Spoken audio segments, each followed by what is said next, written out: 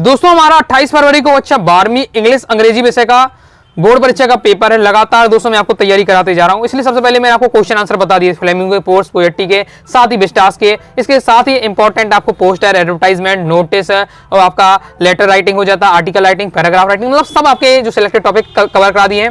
Video देखना चाहते हैं ओके तो आपको क्या है दोस्तों, चैनल पर जाना है, प्लेलिस्ट के सेक्शन में जाइएगा। 12th इंग्लिश टॉपर सीरीज 2025 ये पूरा क्रम से आपको पूरे क्रम से वीडियो मिल जाएंगे।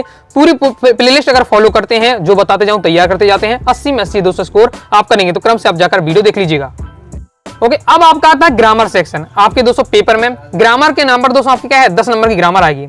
मेन ग्रामर 10 नंबर की आपकी रहने वाली है। 5 नंबर के डुएट डायरेक्टेड और 5 नंबर का दोस्तों आपका आता है fill in the blanks. 5 number के डुएट डायरेक्टेड, 5 नंबर का फिल इन द ब्लैंक्स आता है। ओके आपके जो सिलेबस है बोर्ड का उसमें तो बस यही बताया था आपका कि डुएट डायरेक्ट आना है, 5 नंबर का फिल इन द ब्लैंक्स आना है। अब ये नहीं बताते भाई डुएट डायरेक्ट तो आना है, हमें टॉपिक कौन कौन से पढ़ने हैं ग्रामर में। ओके कि ताकि हम क्या 5 नंबर डुएट डायरेक्ट, 5 नंबर के fill in the blanks, 10 number अपने पक्का कर सकें।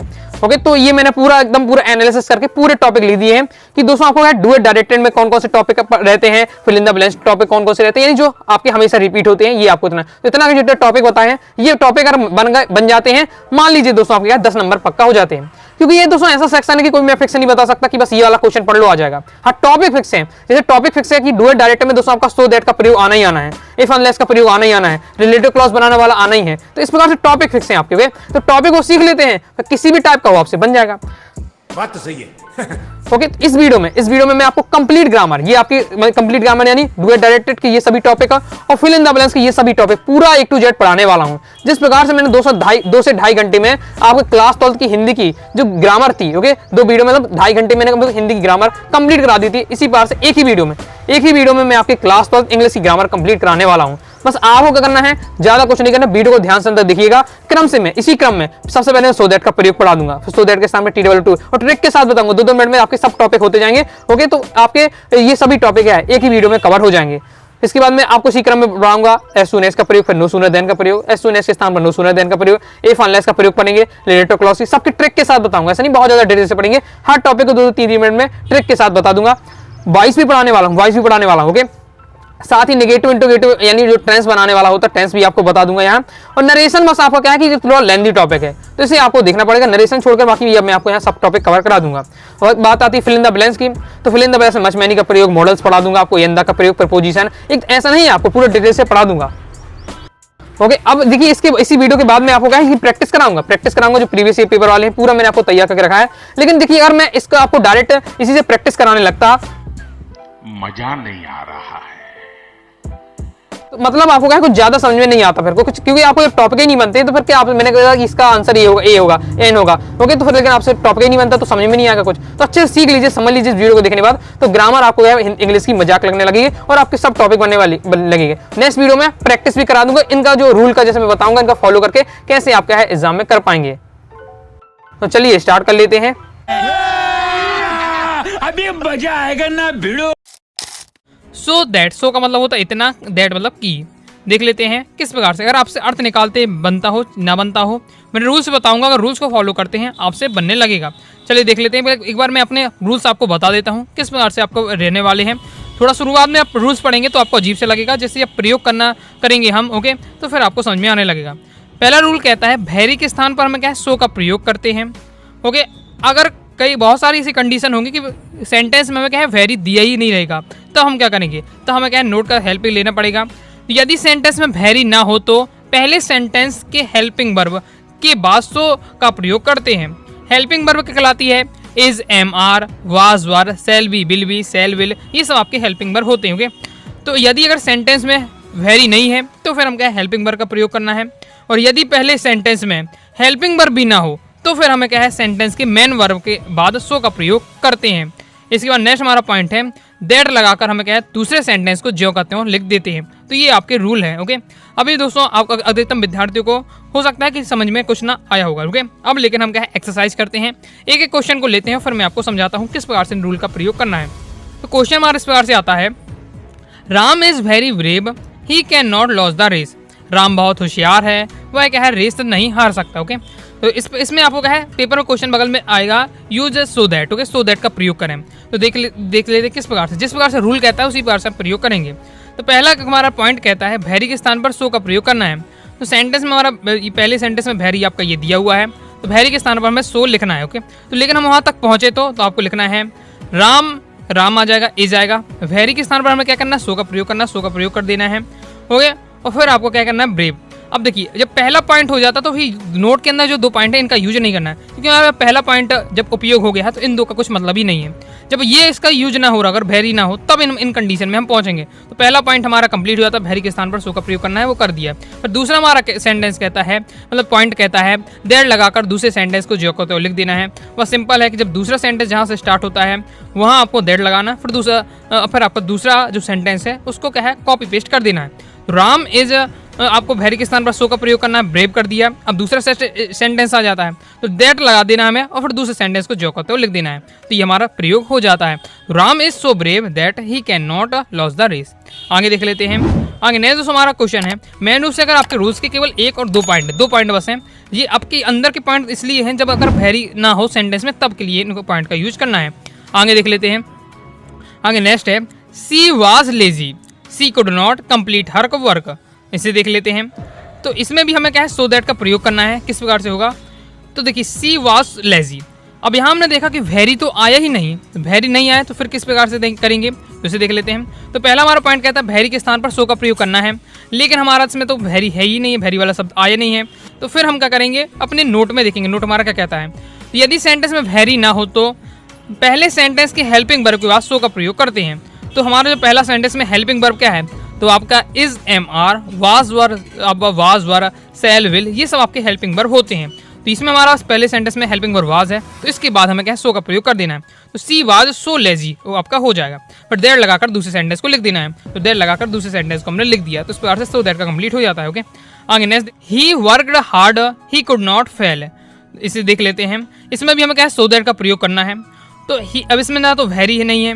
ओके, वेरी नहीं है तो फिर हम पॉइंट में जाते, तो पहला पॉइंट हमारे इसमें अंदर कहता है कि वेरी ना हो तो हेल्पिंग वर्ब के बाद सो लगाओ। तो इस वाले सेंटेंस में देखा तो हेल्पिंग वर्ब भी नहीं। हेल्पिंग वर्ब क्या होती है, is, am are, was were, shall भी, विल भी, ये शब्द भी कोई शब्द नहीं है, हेल्पिंग वर्ब भी नहीं है। तो फिर हमारा नेक्स्ट पॉइंट का सहारा लेना है। तो यदि सेंटेंस में हेल्पिंग वर्ब भी ना हो तो सेंटेंस में मेन वर्ब के बाद सो का प्रयोग करते हैं। तो यहाँ आपका वर्क है जो आपका मेन वर्ब है, तो बस इसके बाद में सो का प्रयोग कर देना है और दैट लगाकर दूसरा सेंटेंस लिख देना है। तो ही वर्कड सो हार्ड, इस प्रकार से हो जाएगा that he could not fail. Complete हो जाता। दैट लगाकर, दैट का फंडा क्या होता है, 2 सेंटेंस होते हैं उसके बीच में हमें दैट लगाना है, दूसरा सेंटेंस एजेक्टिव लिखना है। ओके, बस पहले वाले सेंटेंस में क्या सो का प्रयोग करना है। मेन तो खेल इसमें क्या है, सो दैट में दैट को तो फिक्स रहता है कि 2 सेंटेंस के बीच में हमें क्या है, दैट का प्रयोग करना है। मेन खेल रहता है कि सो का प्रयोग कहाँ किया जाए। तो मैं आपको एक बार सीधे डायरेक्ट बता देता हूँ, ओके, कि पूरा फंडा क्या रहने वाला है। अभी तो आप समझ गए होंगे नॉर्मल तरीके से।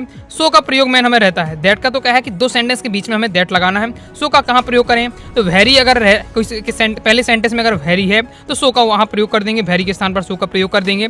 अगर वेरी नहीं है तो हेल्पिंग वर्ब होती है, उसके बाद सो का प्रयोग कर देंगे। अगर हेल्पिंग वर्ब भी नहीं है पहले वाले सेंटेंस में तो फिर मेन वर्ब के बाद हमें क्या है, सो का प्रयोग करना है। दैट का तो आपका फिक्स है कि 2 सेंटेंस के बीच में आपका प्रयोग करना है। कंप्लीट हो जाता है। सो दैट के स्थान पर TOO का किस प्रकार से प्रयोग करते हैं, रूल्स की सहायता से हम जानेंगे। चलिए स्टार्ट कर लेते हैं। रूल्स हमारा पहला है, सो के स्थान पर आपको क्या है, TOO का प्रयोग करते हैं। फिर आपको दैट के स्थान पर क्या है, TOO का प्रयोग करना है। बिल्कुल सिंपल है। सो दैट के स्थान पर TOO का प्रयोग करना है। सो के स्थान पर आपको TOO वाला प्रयोग करना है। दैट के स्थान पर TOO वाला प्रयोग आपको कर देना है। फिर नेक्स्ट है, दैट से लेकर कैन नॉट या कुड नॉट को हटा देते हैं। शेष सेंटेंस को ज्यों कहते हैं लिख देते हैं। अभी थोड़ा आपको दिक्कत हो रही हो इन रूल्स को समझने में, हम एग्जाम्पल लेते हैं तो आपको क्या अच्छे से समझ में आ जाएगा। बस आपको एक बात इसमें ध्यान रखनी है, कंसेप्ट याद रखना है कि देखिए जो आपका TOO और TOO वाला जो सेंटेंस जो भी बनता है उसमें कैन नॉट या कुड नॉट नहीं होता है। ओके, तो इसकी सहायता से आपका इस कंसेप्ट की सहायता से आप अपने सॉल्व कर सकते हैं आसानी से। चलिए देख लेते हैं। तो हमारा क्वेश्चन इस प्रकार से रहेगा, Mohan is so fat that he can not run fast. तो इसे देख लेते हैं। इसमें हमें क्या है, पेपर में आपका लिखा जाएगा कि आपको क्या है, सो दैट के स्थान पर TOO का प्रयोग करना है। ओके, डू एज डायरेक्टेड में आता है। चलिए देख लेते हैं। रूल से देख लेते हैं। पहला रूल है, सो के स्थान पर TOO का प्रयोग करते हैं। तो मोहन इज लिखेंगे, फिर जहाँ सो आ जाता है उसमें क्या है, TOO लिख देना है। फिर फैट लिखेंगे हम, फिर इसके बाद जो दैट के स्थान पर TOO लिख देंगे। इसके बाद दैट से लेकर कैन नॉट या कुड नॉट तक हटा देना। तो दैट से लेकर कैन नॉट या कुड नॉट, यानी डेट ही कैन नॉट, ये वाला जो लाइन है इसको हम हटा देंगे, बाकी जो भी बचता है रन फास्ट बचता है उसको उतार देंगे। इस प्रकार से हमें बन जाएगा हमारा ये सेंटेंस है, Mohan is too fat to run fast. Complete हो जाता। आगे देख लेते हैं। ओके, अब अगर आपको रूल्स भी नहीं तैयार करना है, सीधा सिंपल रहता है। रूल्स में क्या है, सो के स्थान पर TOO प्रयोग कर देना है, डेट के स्थान पर TO2 का प्रयोग कर देना है। और जब भी TOO वाला सेंटेंस बनता है उसमें आपका कैन नॉट या कुड नॉट नहीं रहता है। तो कैन नॉट जब हटाएंगे तो जब कैन नॉट हटेगा एक हेल्पिंग वर्ब हटेगी तो उसका सब्जेक्ट भी हटेगा, तो ही कैन नॉट हटा देना है। और ओके, ये और दैट तो आपका इसके स्थान पर TO2 आ जाता है तो दैट तो आपका हट ही जाता है। इस प्रकार से बाकी वाला जो बचता है लास्ट में वो आपको लिख देना पड़ता है। नेक्स्ट देख लेते हैं। नेक्स्ट हमारा she was so lazy that she could not complete her work. इसमें भी हमें क्या है TOO2 का प्रयोग करना है। तो सी वाज लिखेंगे। अब सो के स्थान सो आ गया तो सो के स्थान पर TOO2 हमें क्या है सेट करना है। फिर दैट के स्थान पर हम TO2 लिखेंगे। इसके बाद दैट से लेकर कैन नॉट या कुड नॉट तक हटा देना है। दैट से लेकर तो ये होगा दैट सी कुड नॉट, ये वाला पूरा लाइन आपकी हट जाएगी। कंप्लीट हर वर्क बचता है तो उसे हम क्या जो कहते हैं उतार देंगे। तो इस प्रकार से हमें बन जाएगा she was too lazy to complete her work. हम TOO2 के स्थान पर सो दैट का प्रयोग देखने वाले हैं। बहुत ज़्यादा इंपॉर्टेंट है आपके इंग्लिश ग्रामर में। चलिए देख लेते हैं। डू एज डायरेक्टर में अक्सर ये पूछा जाता है। रूल्स है आपको इसमें कंसेप्ट में आपको डायरेक्ट बता देता हूँ अभी। TOO2 वाला जो सेंटेंस होता है उसमें कैन नॉट या कुड नॉट नहीं होता है। ओके, जबकि सो दैट वाले में सेंटेंस में आपका कैन नॉट या कुड नॉट रहता है। ओके, तो हमें इसके स्थान पर TOO2 के स्थान पर हमें सो दैट का प्रयोग करना है, यानी यहाँ इस वाले सेंटेंस में आपका कैन नॉट या कुड नॉट हमें लगाना पड़ेगा। तो रूल से देख लेते हैं। TOO2 के स्थान पर सो का प्रयोग करना है, TO2 के स्थान पर डेट का प्रयोग करना है। इसके बाद हमें क्या है सेंटेंस के सब्जेक्ट के अनुसार प्रोनाउन का प्रयोग करते हैं। सेंटेंस का जैसे सब्जेक्ट होता है उसके प्रोनाउन क्या कहलाता है, ही, सी, आपका इट, नेम, बी, ये सब आपका क्या है प्रोनाउन रहते हैं। ओके, फिर इसके बाद हमें क्या करना है कैन नॉट या कुड नॉट का प्रयोग करते हैं और से सेंटेंस को हम जो कहते हैं लिख देते हैं। ये आपका रूल्स है। अब यहाँ आता है कैन नॉट कहाँ प्रयोग करना है, कुड नॉट कहाँ प्रयोग करना है। तो ये आप इस टेबल से समझ सकते हैं। अगर इज MR है, सेल भी विल भी है तो कैन नॉट लगाना है। वाज वर्ग के साथ आपका क्या है कुड नॉट लगेगा। चलिए एग्जाम्पल हम ले लेते हैं। अमन इज आपका too fat to walk fast. इसमें हमें क्या है सो दैट का प्रयोग करना है। रूल्स के अनुसार देखते हैं तो हमें क्या है TOO2 के स्थान पर सो का प्रयोग करना है। तो अमन इज सो हो जाएगा सो फैट, TO2 के स्थान पर डेट, तो डेट लगा देना है। तो यहाँ तक हमारा हो जाएगा कंप्लीट। अब हमें क्या है एक प्रोनाउन का प्रयोग करना है। तो अमन क्या है एक लड़का है। ओके, इसके लिए क्या है ही लगाएंगे, ही, सी, इट, नेम, आपका वी, ये सब आपके क्या होते हैं प्रोनाउन होते हैं। ओके, तो यहाँ अमन के लिए ही लगेगा। अब फिर इसके बाद कैन नॉट या कुड नॉट लगाना है। तो यहाँ आपका इज है इसलिए आपका क्या है कैन नॉट लगेगा। यहाँ से चेक करेंगे इज है तो इसके लिए क्या लगता है कैन नॉट लगेगा। इसके बाद दोस्तों आपका क्या है वॉक फास्ट बचता है से सेंटेंस तो लिख देंगे इस प्रकार से। तो Aman is so fat that he can not walk fast. आगे नेक्स्ट देख लेते हैं। नेक्स्ट हमारा she was too lazy to complete her work. इसमें हमें क्या है सो दैट का प्रयोग करना है। तो she was so lazy that, अब यहाँ TOO2 के स्थान पर सो बोल देना है, TO2 के स्थान पर दैट लिख देना। Okay, that. इसके बाद प्रोनाउन है तो प्रोनाउन सी है तो सी ही रहेगा। तो सी, अब इसके बाद क्या है वाज लगा तो वाज के साथ कुड लगता है तो सी कुड नॉट। फिर बाकी जो बचता है कंप्लीट हर वर्क, तो कंप्लीट हर वर्क आपका हो जाएगा। एज सून एज के स्थान पर नो सूनर देन का प्रयोग सीखने वाले हैं। मतलब इस वीडियो में हम नो सूनर देन का प्रयोग किस प्रकार से किया जाता है ये इस वीडियो में जानेंगे। इसकी दो कंडीशन होती है। एक तो आपके पेपर में आता है एज सून एज के स्थान पर नो सूनर देन का प्रयोग करें, तो ये एक कंडीशन हो जाती है। दूसरी एक कंडीशन ही बन सकती है, सपोज मतलब मान लीजिए कि एज सून एज आपको सेंटेंस में दिया ही ना हो फिर भी आपसे कहा जाए नो सूनर देन का प्रयोग करें, तो किस प्रकार से करना है दोनों को जानेंगे। सबसे पहले दोस्तों हम देख लेते हैं एज सून एज के स्थान पर नो सूनर देन का प्रयोग किस प्रकार से करते हैं। ओके, तो रूल्स हम देख लेते हैं। बाकी जब थोड़ा आप इसकी प्रैक्टिस करेंगे तो फिर रूल्स की आवश्यकता आपको नहीं पड़ेगी, लेकिन शुरुआती समय में आपको दिक्कत होगी। ओके, तो फिर आप क्या है रूल्स की हेल्प ले सकते हैं। लेकिन इससे पहले दोस्तों एक आपको कंसेप्ट पता होना चाहिए। ओके, तो ये कंसेप्ट बहुत ज़्यादा जरूरी है। ये मैं पिछली वीडियो में बता चुका हूँ जब मैं आपको एज सून एज का प्रयोग सिखाया था, फिर भी आपको जानना जरूरी है। एज सून एज की जो दोस्ती होती है वो अफर्मेटिव वाले सेंटेंस से है। अफर्मेटिव यानी सकारात्मक सेंटेंस है, ऐसा सेंटेंस जिसमें क्या है आपका क्या है मतलब नॉट वाला ना हो। नो सूनर देन की दोस्ती होती है इंट्रोगेटिव से। इंट्रोगेटिव यानी प्रश्नवाचक वाला जो वाक्य होते हैं इससे दोस्ती होती है। तो ये आपको जरूर बहुत ज़्यादा जरूरी है। अगर ये आपको तैयार रहता है तो अपने आप नॉलेज से भी आप क्या है इन्हें सॉल्व कर सकते हैं इस प्रकार के सेंटेंस को। तो एज सून एज जब भी आता है तो अफर्मेटिव वाला सेंटेंस उसके साथ आएगा। नो सूनर जब भी आता है तो इंट्रोगेटिव वाला सेंटेंस लेकर आता है। ओके, चलिए देख लेते हैं। तो एज सून एज के स्थान पर हमें नो सूनर का प्रयोग करना है तो नो सूनर का प्रयोग कर देंगे। इसके बाद है एज सून एज को क्या है जो वाला जो सेंटेंस होता है उसको इंट्रोगेटिव बनाते हैं। आप कंप्लीट कर लीजिएगा। एज सून एज वाले जो सेंटेंस होता है उसको इंट्रोगेटिव बनाना है। क्यों इंट्रोगेटिव बना रहा है, क्योंकि अब उसके एज सून एज के स्थान पर नो सूनर आ जाता है। नो सूनर जब भी आएगा तो वो कहेगा कि मुझे जो भी सेंटेंस मिलेगा वो इंट्रोगेटिव में होना चाहिए, इंट्रोगेटिव इसलिए इसे बनाते हैं। फिर देन लगाकर हम क्या है दूसरे सेंटेंस को जो कहते हो लिख देते हैं। देख लेते हैं, जैसे एग्जाम्पल है हमारा सबसे पहले, एज सुन एज सी सा मी सी बिगन टू बीप। ओके, चलिए इसमें हमें क्या है नो सूनर देन का प्रयोग करना है। तो एज सुन एज के स्थान पर सबसे पहले हम क्या है नो सूनर का प्रयोग कर देंगे। इसके बाद हमारा क्या सेंटेंस बचता है, सी सामी बचता है, तो ये आएगा आपका। लेकिन जब नो सूनर कहता है कि जो भी मेरे साथ सेंटेंस रहेगा वो इंट्रोगेटिव में होना चाहिए, तो सी सामी आपका एक क्या है अफर्मेटिव में, इसको इंट्रोगेटिव बनाना है। तो ये आपका अब से थोड़ा बहुत इससे आपको टेंस बनना चाहिए, टेंस बनेगा तभी आप यहाँ कर पाएंगे। तो यहाँ सी सामी आपका क्या है पास्ट इंडेफिनिट है, क्योंकि सेकंड फॉर्म लगा हुआ है वर्ब का। इसका हम क्या बनेंगे आपका इंट्रोगेटिव बनाएंगे, तो डिड सी आपका फर्स्ट फॉर्म बन जाएगा, तो डिड सी मी बन जाएगा। ओके, तो इसका हमने क्या किया, सी सामी का इंट्रोगेटिव डिड सी मी बना लिया है। तो कॉमा के स्थान पर देन का प्रयोग करना है, बाकी जो सेंटेंस सेकंड वाला रहता है वो एज इट इज आ जाएगा, सी बिगेन टू बी, कंप्लीट हो जाता है। कंसेप्ट केवल इतना ही है कि नो सूनर जब भी आता है तो आपका इंट्रोगेटिव सेंटेंस बनाकर लाता है, जबकि एज सून एज जब भी रहता है तो अफर्मेटिव वाला लेकर चलता है। ओके, देख लेते हैं नेक्स्ट हमारा, as soon as you will call me I shall reach your home. इसमें भी हमें क्या है नो सूनर का प्रयोग करना है। देख लेते हैं, एज सून एज के स्थान पर हम क्या है नो सूनर लिख देंगे। इसके बाद हमारा क्या सेंटेंस बचता है, यू विल कॉल मी आएगा इस सेंटेंस में। लेकिन जैसे ही आएगा तो नो सूनर कहेगा कि मुझे क्या है इंट्रोगेटिव वाला सेंटेंस चाहिए, तो यू विल कॉल मी का आपको इंट्रोगेटिव बनाना पड़ेगा, तो विल यू कॉल मी आपका हो जाएगा। इसके बाद कॉमा के स्थान पर हमें देन लगा देना है, फिर जो भी सेंटेंस बचता है उसको एज इट इज लिखते हैं, आई shall reach your home, complete हो जाता है। एज सून एज का प्रयोग सीखने वाले हैं तो इनके बारे में एक बात अच्छे से आपको जानना जरूरी है, वो आप जान लीजिए सबसे पहले कि एज सून एज की जो दोस्ती होती है वो किससे है, अफर्मेटिव होती है। अफर्मेटिव यानी सकारात्मक सेंटेंस, ओके, बिना नॉट वाला सेंटेंस। और नो सूनर देन की जो दोस्ती होती है वो इंट्रोगेटिव से होती है। एज सून एज हमेशा क्या है अफर्मेटिव को पसंद करता है, मतलब एज सून एज जहाँ अभी आएगा वह सेंटेंस क्या होगा, हमेशा अफर्मेटिव में होगा।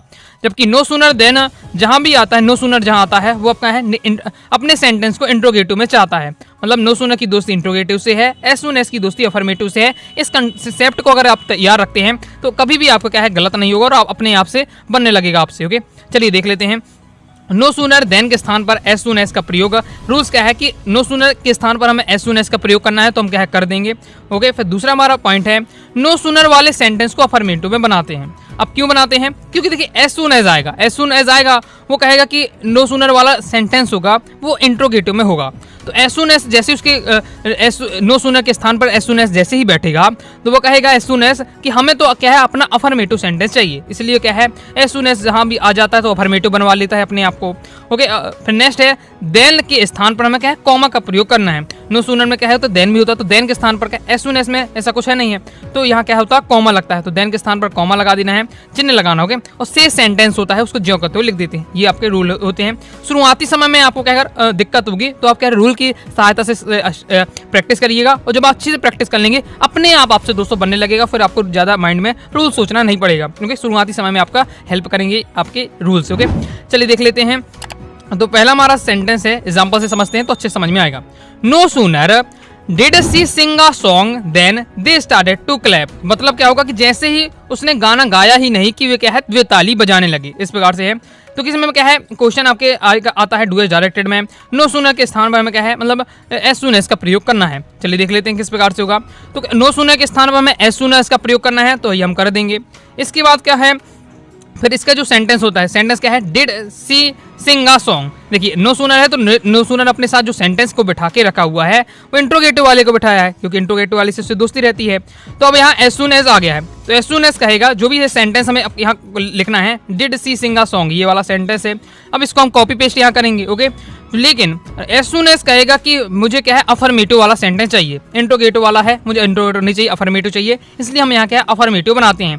तो did she sing a song, अब यहाँ से आपसे क्या है टेंस बनना चाहिए, टेंस के बिना काम नहीं चलेगा। Did she sing a song ये आपका पास्ट इंडेफिनिट का है। ओके, तो इसका आपका अफर्मेटिव में क्या बनेगा, सी सेंग अ सॉन्ग, क्योंकि अब अफर्मेटिव में ले जाना है तो पास्ट इंडेफिनिट में आपका क्या होता है सेकेंड फॉर्म लगता है, तो सिंग का सेंग हो जाए सी सेंग अ सॉन्ग, इस प्रकार से हो जाता है। फिर क्या हमें कॉमा लगा देना है, कॉमा लगा के देन के स्थान पर क्या है कॉमा हमने यूज कर दिया, और फिर दे स्टार्टेड टू क्लैप बसता है, तो एज इट इज आपका आ जाएगा।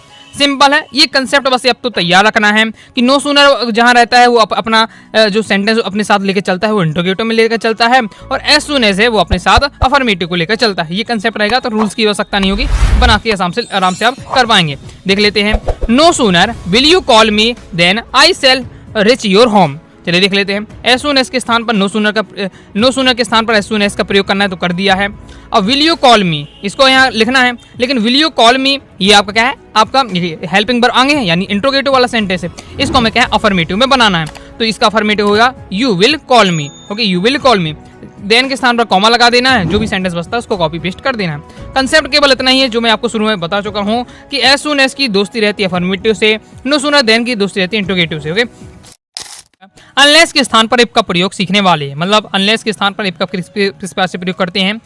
इफ का मतलब होता है दोस्तों यदि, अनलेस का मतलब होता है यदि नहीं, मतलब इसमें क्या है नहीं जुड़ा रहता है, नॉट जुड़ा रहता है ऑलरेडी। चलिए देख लेते हैं। तो देखिए इसको अर्थ अगर आपसे बनता है तो फिर ज़्यादा आपको समझने की आवश्यकता नहीं है, और जिन स्टूडेंट से अर्थ निकालते बनता है वो इजीली कर लेते हैं। लेकिन बहुत सारे ऐसे विद्यार्थी हैं जिनसे क्या अर्थ उन्हें समझ में नहीं आता है, सेंटेंस उन्हें समझ में नहीं आता है, तो उनके लिए रूल्स मैं आपको बता रहा हूँ जिनकी सहायता से आप इजिली कर पाएंगे। चलिए देख लेते हैं, अनलेस के स्थान पर इफ का प्रयोग करना है तो पहला यही है कि अनलेस के स्थान पर हम क्या इफ का प्रयोग कर देंगे। फिर अनलेस वाला जो सेंटेंस होता है उसको एज इट इज रखेंगे। फिर जो दूसरा हमारा सेंटेंस रहता है ओके, फिर हम क्या है कॉमा का प्रयोग करते हैं। इसके बाद दूसरे सेंटेंस में नॉट हो तो हटा देते हैं, नॉट ना हो तो लगा देते हैं। यानी अगर नॉट ऑलरेडी लगा हुआ है तो हटा देना है, और नॉट हटा हुआ तो हमें क्या है लगा देना है। यानी नेगेटिव सेंटेंस को अफर्मेटिव बना देते हैं, सीधा कहा जाए तो अफर्मेटिव को हमें क्या है नेगेटिव बना देते हैं। देख लेते हैं ये आपके रूल रहने वाले इस प्रकार से। चलिए हम इस एग्जाम्पल से समझते हैं तो आपको अच्छे समझ में आ जाएगा। जैसे unless you call me I will not attend the party. इसमें हमें क्या आता है पेपर में डू एज डायरेक्टेड में कि क्या है अनलेस के स्थान पर क्या है इफ का प्रयोग करें। चलिए करते हैं प्रयोग। अनलेस के स्थान पर इफ का प्रयोग करना है तो इफ का प्रयोग कर दिया। इसके बाद रूल कहता है हमारा दूसरे नंबर का अनलेस वाला सेंटेंस को ज्यों का त्यों लिखना है। तो अनलेस वाला सेंटेंस क्या है यू कॉल मी, ये सेंटेंस अनलेस वाला, तो इसको क्या है एज इट इज लिखना है तो you call me as it is हो जाएगा। कॉमा का प्रयोग करना है तो कॉमा का प्रयोग कर देना है। तो दूसरा सेंटेंस होता है उसमें अगर नॉट है तो हटा देना है, नॉट ना हो तो लगा देना है। हमने इस वाले में देखा I will not attend the party, इस दूसरे वाले सेंटेंस में नॉट है, नॉट है तो इसको हम हटा देंगे, तो नॉट है तो हटा देंगे तो I will attend the party हो जाएगा। मतलब ओके इस प्रकार से रहने वाला है। आगे और एग्जाम्पल एक और समझ लेते हैं। Unless father sent you money you would earn money. चलिए इसे देख ले, इसमें भी क्या है इफ का प्रयोग करना है। अनलेस के स्थान पर हम इफ का प्रयोग करना है तो कर दिया है। फिर फादर सेंट यू मनी, जो अनलेस वाला सेंटेंस उसका एज इट इज लिखना है, कॉमा का प्रयोग करना है। जो दूसरा वाला सेंटेंस है उसमें नॉट हो तो हटा देना है, ना हो तो लगा देना है। तो यू वुड अर्न मनी है, इसमें नॉट नहीं है, नहीं है तो लगा देंगे। नॉट कहाँ लगाना पड़ता है हेल्पिंग वर्ब के बाद लगाना पड़ता है। अगर बेसिक टेंस बनता है आपसे बन जाएगा। देखिए जी आपका एज सून एज हो गया, नो सूनर देन हो गया, ओके इफ अनलेस वाला हो गया, इन सब में थोड़ा सा आपको क्या टेंस का प्रयोग होता ही है। तो अगर टेंस आपसे बेसिक बनता है तो आपको बहुत आसानी से समझ में आ जाएगा। इफ के स्थान पर अनलेस का प्रयोग सीखने वाले हैं। ओके इफ के स्थान पर अनलेस का किस प्रकार से प्रयोग करते हैं, इसके लिए विशेष करके आपको अर्थ निकालते बनना चाहिए। जो भी आपको सेंटेंस दिया है तो आप क्या इजीली कर लेंगे। लेकिन बहुत सारे विद्यार्थी हैं जिन्हें इंग्लिश में अर्थ निकालते नहीं बनता है, इसलिए मैं दोस्तों आपको रूल्स के माध्यम से बताने वाला हूं, बाकी अर्थ के माध्यम से भी आपको बता दूंगा। तो रूल से देख लेते हैं। इफ के स्थान पर किस प्रकार से अनलेस का प्रयोग करना है। इफ का मतलब होता है यदि, अनलेस का मतलब हो यदि नहीं। ओके इसमें क्या है नॉट ऑलरेडी जुड़ा रहता है अनलेस वाले में। ओके देख लेते हैं रूल्स हमारा किस प्रकार से रहने वाला। पहला है इफ के स्थान पर हमें क्या अनलेस का प्रयोग करना है, तो इफ के स्थान पर क्या है अनलेस का प्रयोग करेंगे हम। इस यहाँ पर आपके दो कंडीशन रहती हैं, वो आपको यहाँ समझ लेना है। ओके अगर आपका है अर्थ निकालते नहीं बनता है तो फिर भी आप ये कंडीशन को ये पॉइंट को याद कर लीजिएगा, फिर आप कर पाएंगे। तो यदि आपको इफ वाला सेंटेंस अफर्मेटिव में, अफर्मेटिव यानी सकारात्मक में हो, ओके सिंपल सेंटेंस जिसे कहते हैं, तो इफ वाला अगर सेंटेंस सिंपल है अफर्मेटिव में है तो जो दूसरा सेंटेंस होता है उसे हम क्या है नेगेटिव बनाते हैं। ओके लेकिन यदि इफ वाला सेंटेंस हमारा क्या नेगेटिव में है, दो कंडीशन है। इफ वाला सेंटेंस अगर अफर्मेटिव में हो तो दूसरे सेंटेंस को नेगेटिव बनाते हैं, लेकिन यदि इफ वाला सेंटेंस नेगेटिव में है, नकारात्मक में है, तो उसी सेंटेंस को उसी इफ वाले सेंटेंस को क्या है अफर्मेटिव बनाते हैं। अफर्मेटिव वाली कंडीशन में दूसरे सेंटेंस को नेगेटिव बना रहा है, लेकिन नेगेटिव वाली कंडीशन में उसी सेंटेंस को अफर्मेटिव बना रहा है। ये थोड़ा आपको क्या है क्लियर अच्छे से याद तैयार कर लेना है, बस इतना आपका रूल रहने वाला है। अब एक एग्जाम्पल से हम समझते हैं, मैं आपको समझा रहा हूँ। ओके जैसे मैं पहला है if you do not speak English you will lag behind from others. इसका अर्थ क्या होगा, यदि आप अंग्रेजी नहीं बोलना सीखेंगे, okay you will lag behind from other, तो आप क्या है दूसरों से पिछड़ जाएंगे, या आप इंग्लिश नहीं बोलेंगे तो दूसरों से आप पिछड़ जाएंगे। इस प्रकार से मतलब है। ओके। इफ में इसमें आपको क्या है, पेपर में लिखा आएगा डू एज डायरेक्टेड में अनलेस का प्रयोग करें इफ के स्थान पर। देख लेते हैं, तो इफ के स्थान पर अनलेस लिखना है तो इफ के स्थान पर अनलेस लिख दिया बस। हमारे रूल्स के अकॉर्डिंग देखते हैं, तो हमें चेक करना पड़ेगा इफ वाला सेंटेंस कौन सा है, अफर्मेटिव कि नेगेटिव है। You do not speak English, you do not speak English यानी नॉट लगा है, नॉट यानी नेगेटिव, मतलब अफर्मेटिव इफ वाला सेंटेंस हमारा क्या है, इन नेगेटिव में है, तो हमारा ये सेकंड वाला रूल लगेगा कि इफ वाला का सेंटेंस नेगेटिव में है तो उसी सेंटेंस को हमें क्या है, वाले सेंटेंस को अफर्मेटिव ना, मतलब इसी सेंटेंस को हम क्या है अफर्मेटिव में बना देंगे। तो you do not speak English इसका अफर्मेटिव हो जाएगा आपका, ओके। आपका डू हटेगा तो नॉट भी आपका हट जाएगा, तो यू स्पीक इंग्लिश ये आपका हो जाएगा, यू स्पीक इंग्लिश अफर्मेटिव बना दिया बस। फिर इसके बाद क्या है, हमारा जो भी कुछ बचता है वो एडजेक्टिव आ जाता है, तो आपको बस कॉमा लगाकर आपको जो दूसरे सेंटेंस को एडजेक्टिव से लिख देना है, you will lag behind from others. आगे देख लेते हैं, नेक्स्ट हमारा है, देखिए अर्थ दोनों का एक ही रहेगा, इसमें भी वही अर्थ निकलेगा क्योंकि इसमें इफ और नॉट अलग अलग लिखा रहता है, अनलेस में इफ और नॉट साथ साथ लिखा रहता है, वो दिखता नहीं है, इस प्रकार से अर्थ भी वही इसका रहने वाला है, अर्थ दोनों का एक ही रहता है।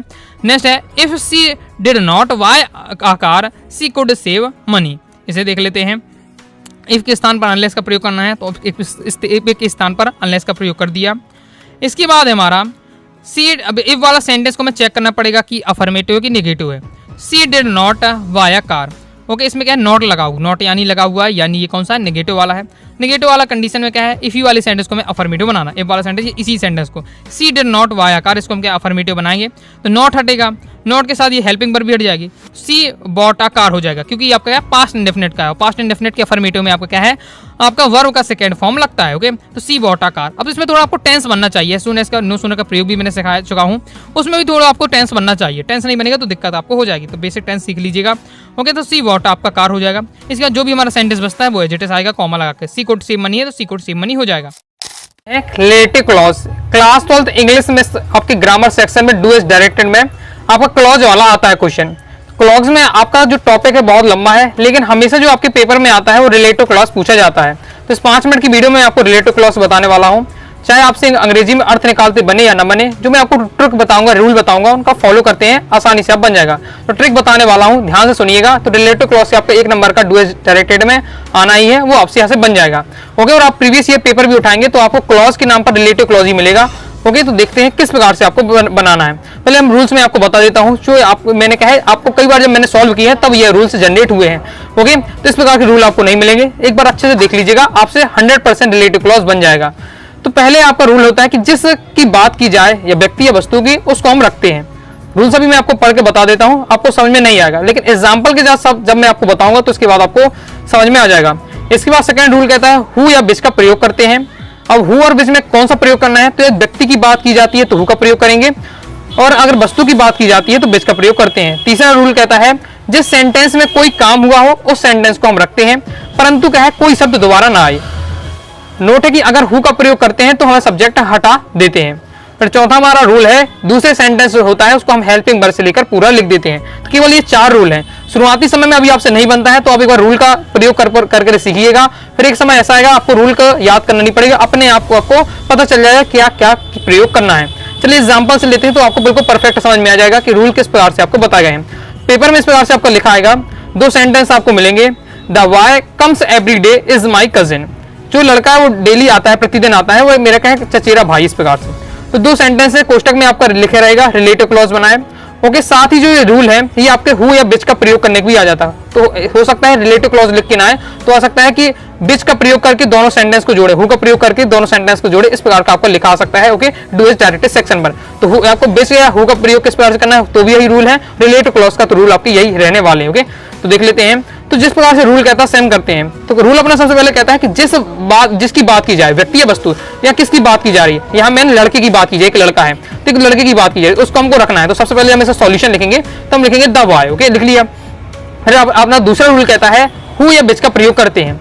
तो हु या विच में से जिसकी बात की जाए, अगर व्यक्ति की बात की जा रही तो हु का प्रयोग करना है, तो एक लड़का है, लड़का यहाँ व्यक्ति है तो हम हु का प्रयोग कर देंगे। यदि वस्तु की बात होती है तो हम यहाँ विच लिखते हैं, लेकिन यहाँ लड़का है, व्यक्ति की बात हो रही तो हु का प्रयोग कर देना है।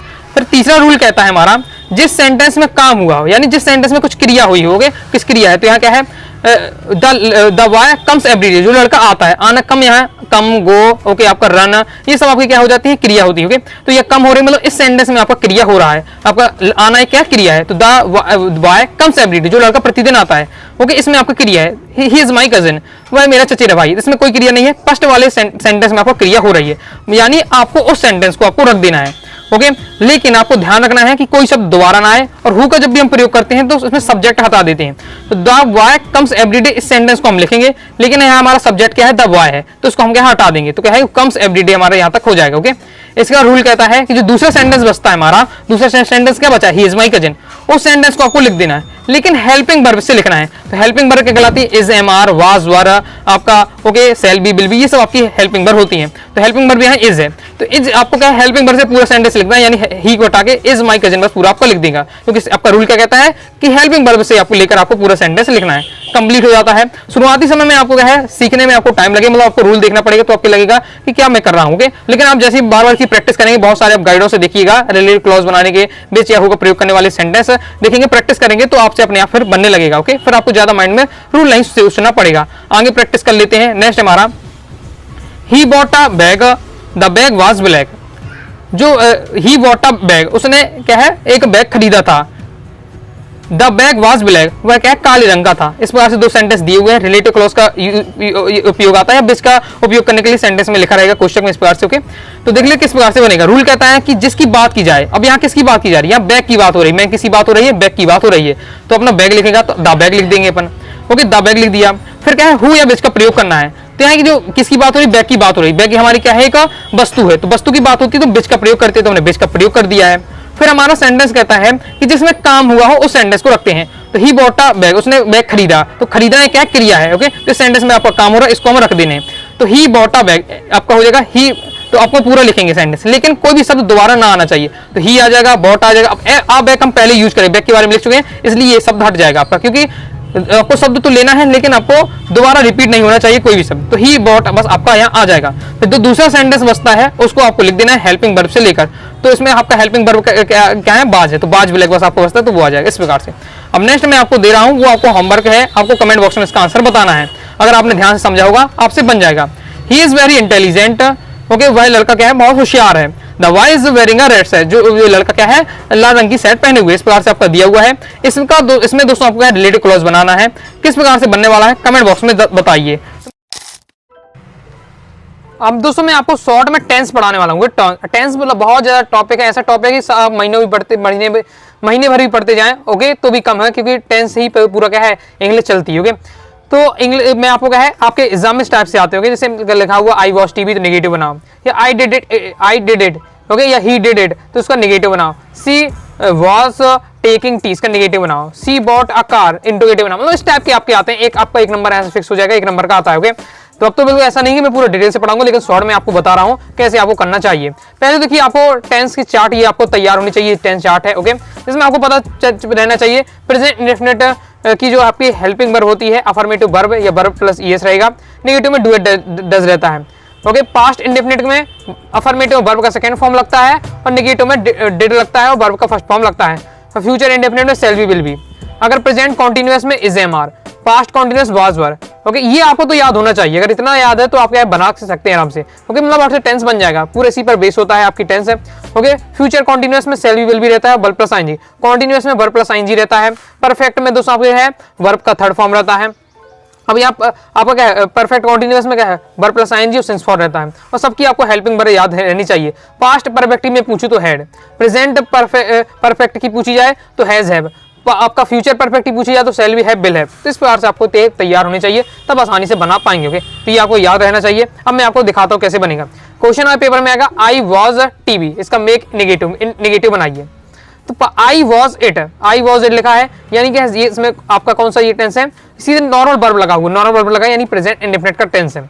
नेगेटिव बनाना है तो प्रेजेंट इंडेफिनिट की हमें क्या, नेगेटिव बनाने के लिए डू या डज लगाना पड़ता है, बस सिंपल है। तो आई लिख देंगे हम। आई के साथ क्या लगता है, आई आपको क्या डू लगता है, तो आई डू हो जाएगा। अब क्या नेगेटिव बनाना है तो हेल्पिंग वर्ब के साथ क्या है, नॉट लगेगा। I do not watch it, watch TV. Okay, clear है। सेकंड वाला हम समझते हैं, ही डिड इट, नेगेटिव लिखिए। अब यहाँ डिड जो आ रहा है ये कोई हेल्पिंग वर्ब नहीं है, ये क्या है, डू का second form, do did done होता है। ओके, तो सेकंड फॉर्म लगा हुआ है। सेकंड फॉर्म किस वाले वर्ब का सेकंड फॉर्म किस में लगता है, तो वर्ब का सेकंड फॉर्म लगता है दोस्तों आपके पास्ट इंडेफिनिट, बाकी पास्ट इंडेफिनिट में वर्ब का सेकंड फॉर्म लगता है। यानी हम समझे पास्ट इंडेफिनिट का है, हमें नेगेटिव बनाना है तो यानी हमारा डिड आएगा, हमारा डिड आएगा। ओके, तो ही आ जाएगा, फिर डिड लगाना। अब डिड ये आपका ये डिड नहीं है, ये हेल्पिंग वर्ब डिड है। फिर हेल्पिंग वर्ब के बाद आपका नोट लगता है, और फिर जब इसके बाद क्या होता है, वर्ब का फर्स्ट फॉर्म लगता है, डिड लगता है तो वर्ब का फर्स्ट फॉर्म, तो डिड का फर्स्ट फॉर्म क्या हो जाएगा, डू हो जाएगा आपका। ओके, 8 हो जाएगा। तो इस प्रकार से आपका रहने वाला है। सेकंड है she was taking tea, she was taking tea, इसका आपको नेगेटिव बनाना है। ये आपका आसान होता है।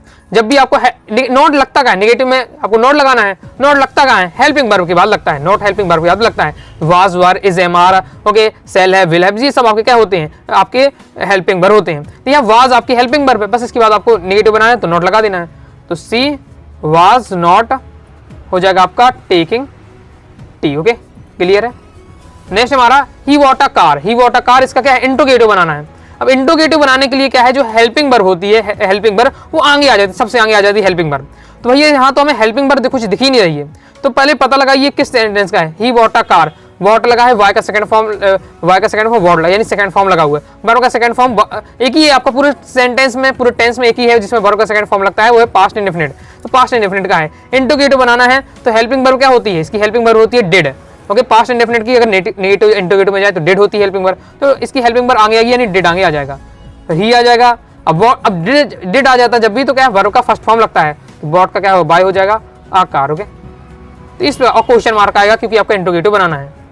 क्लियर है। जैसे नेक्स्ट देख लेते हैं, we are watching TV, interrogative बनाना है। तो मैंने क्या बताया अभी, जो हेल्पिंग वर्ब होती है वो आगे आ जाती है। हेल्पिंग वर्ब दिख रही आर है तो आर को बस आगे भेज देना, बाकी सब आपका वही रहेगा। तो आर वी वॉचिंग टी, आपका मूवी है तो मूवी कर देते हुए इस प्रकार से हो जाए, और लास्ट में आपका क्वेश्चन मार्क आएगा।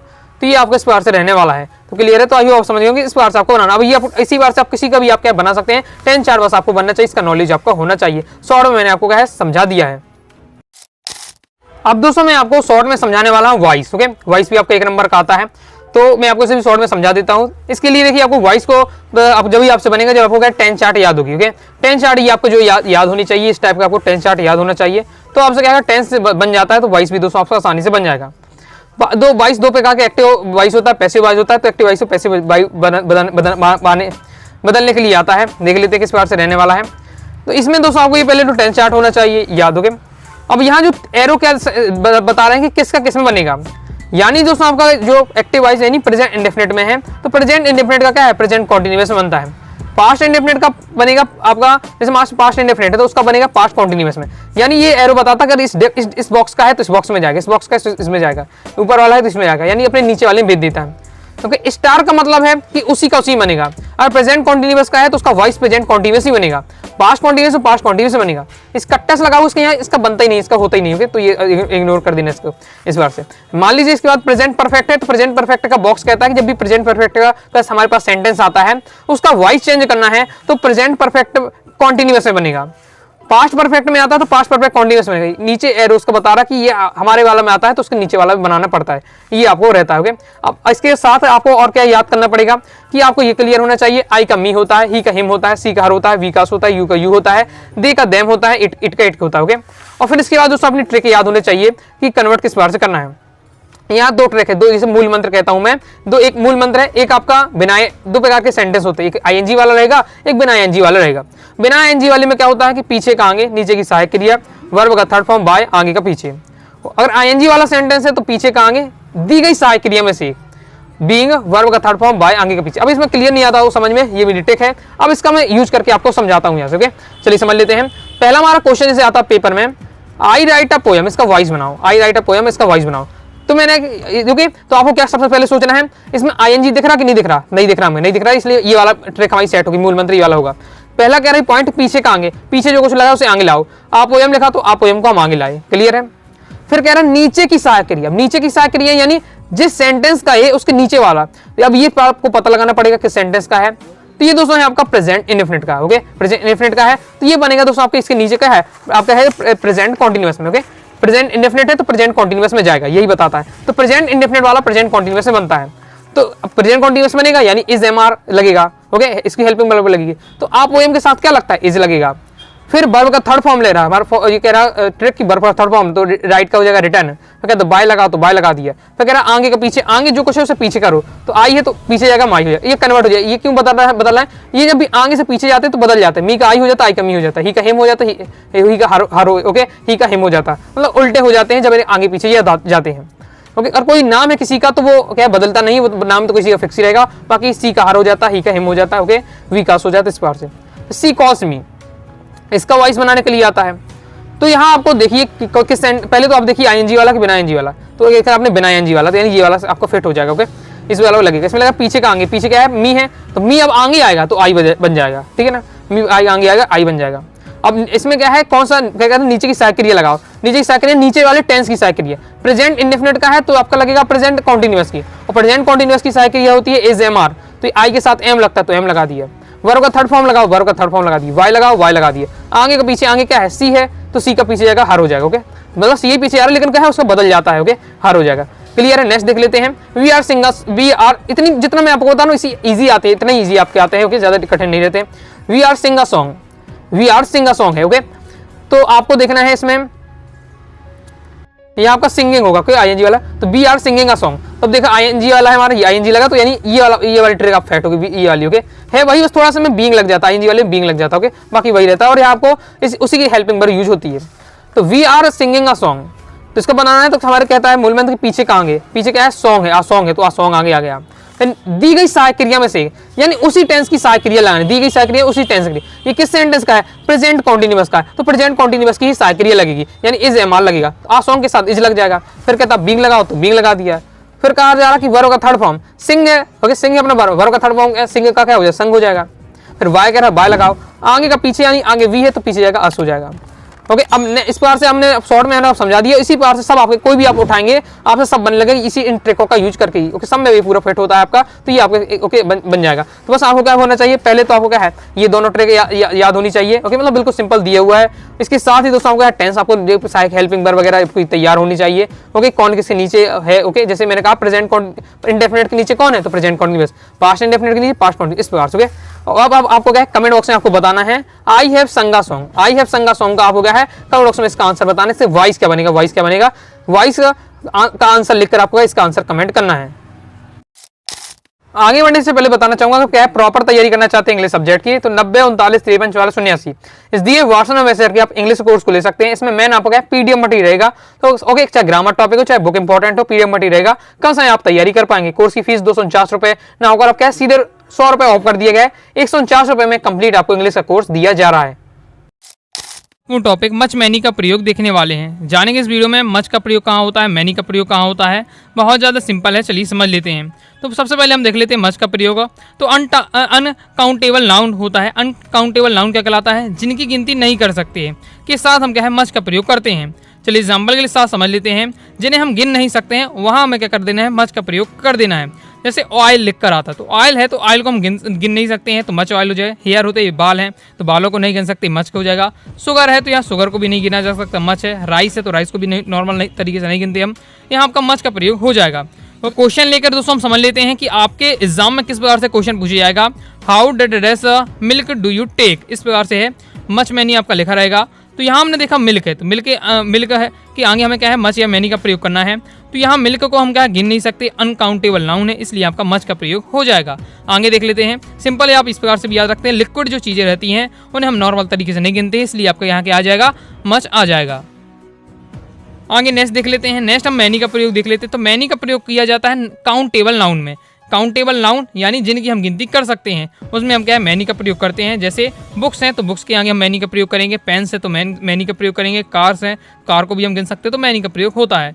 देख लेते हैं किस प्रकार से अगर क्वेश्चन आपका रहता है पेपर में कि she has pencils, okay, she has pencils. अब पेंसिल्स से तो पेंसिल्स को हम गिन सकते हैं, इसलिए आपका मैनी का प्रयोग हो जाएगा। तो कंप्लीट हो जाता है। ये सिंपल है, इस प्रकार से आपका मच और मैनी का प्रयोग कंप्लीट हो जाता है।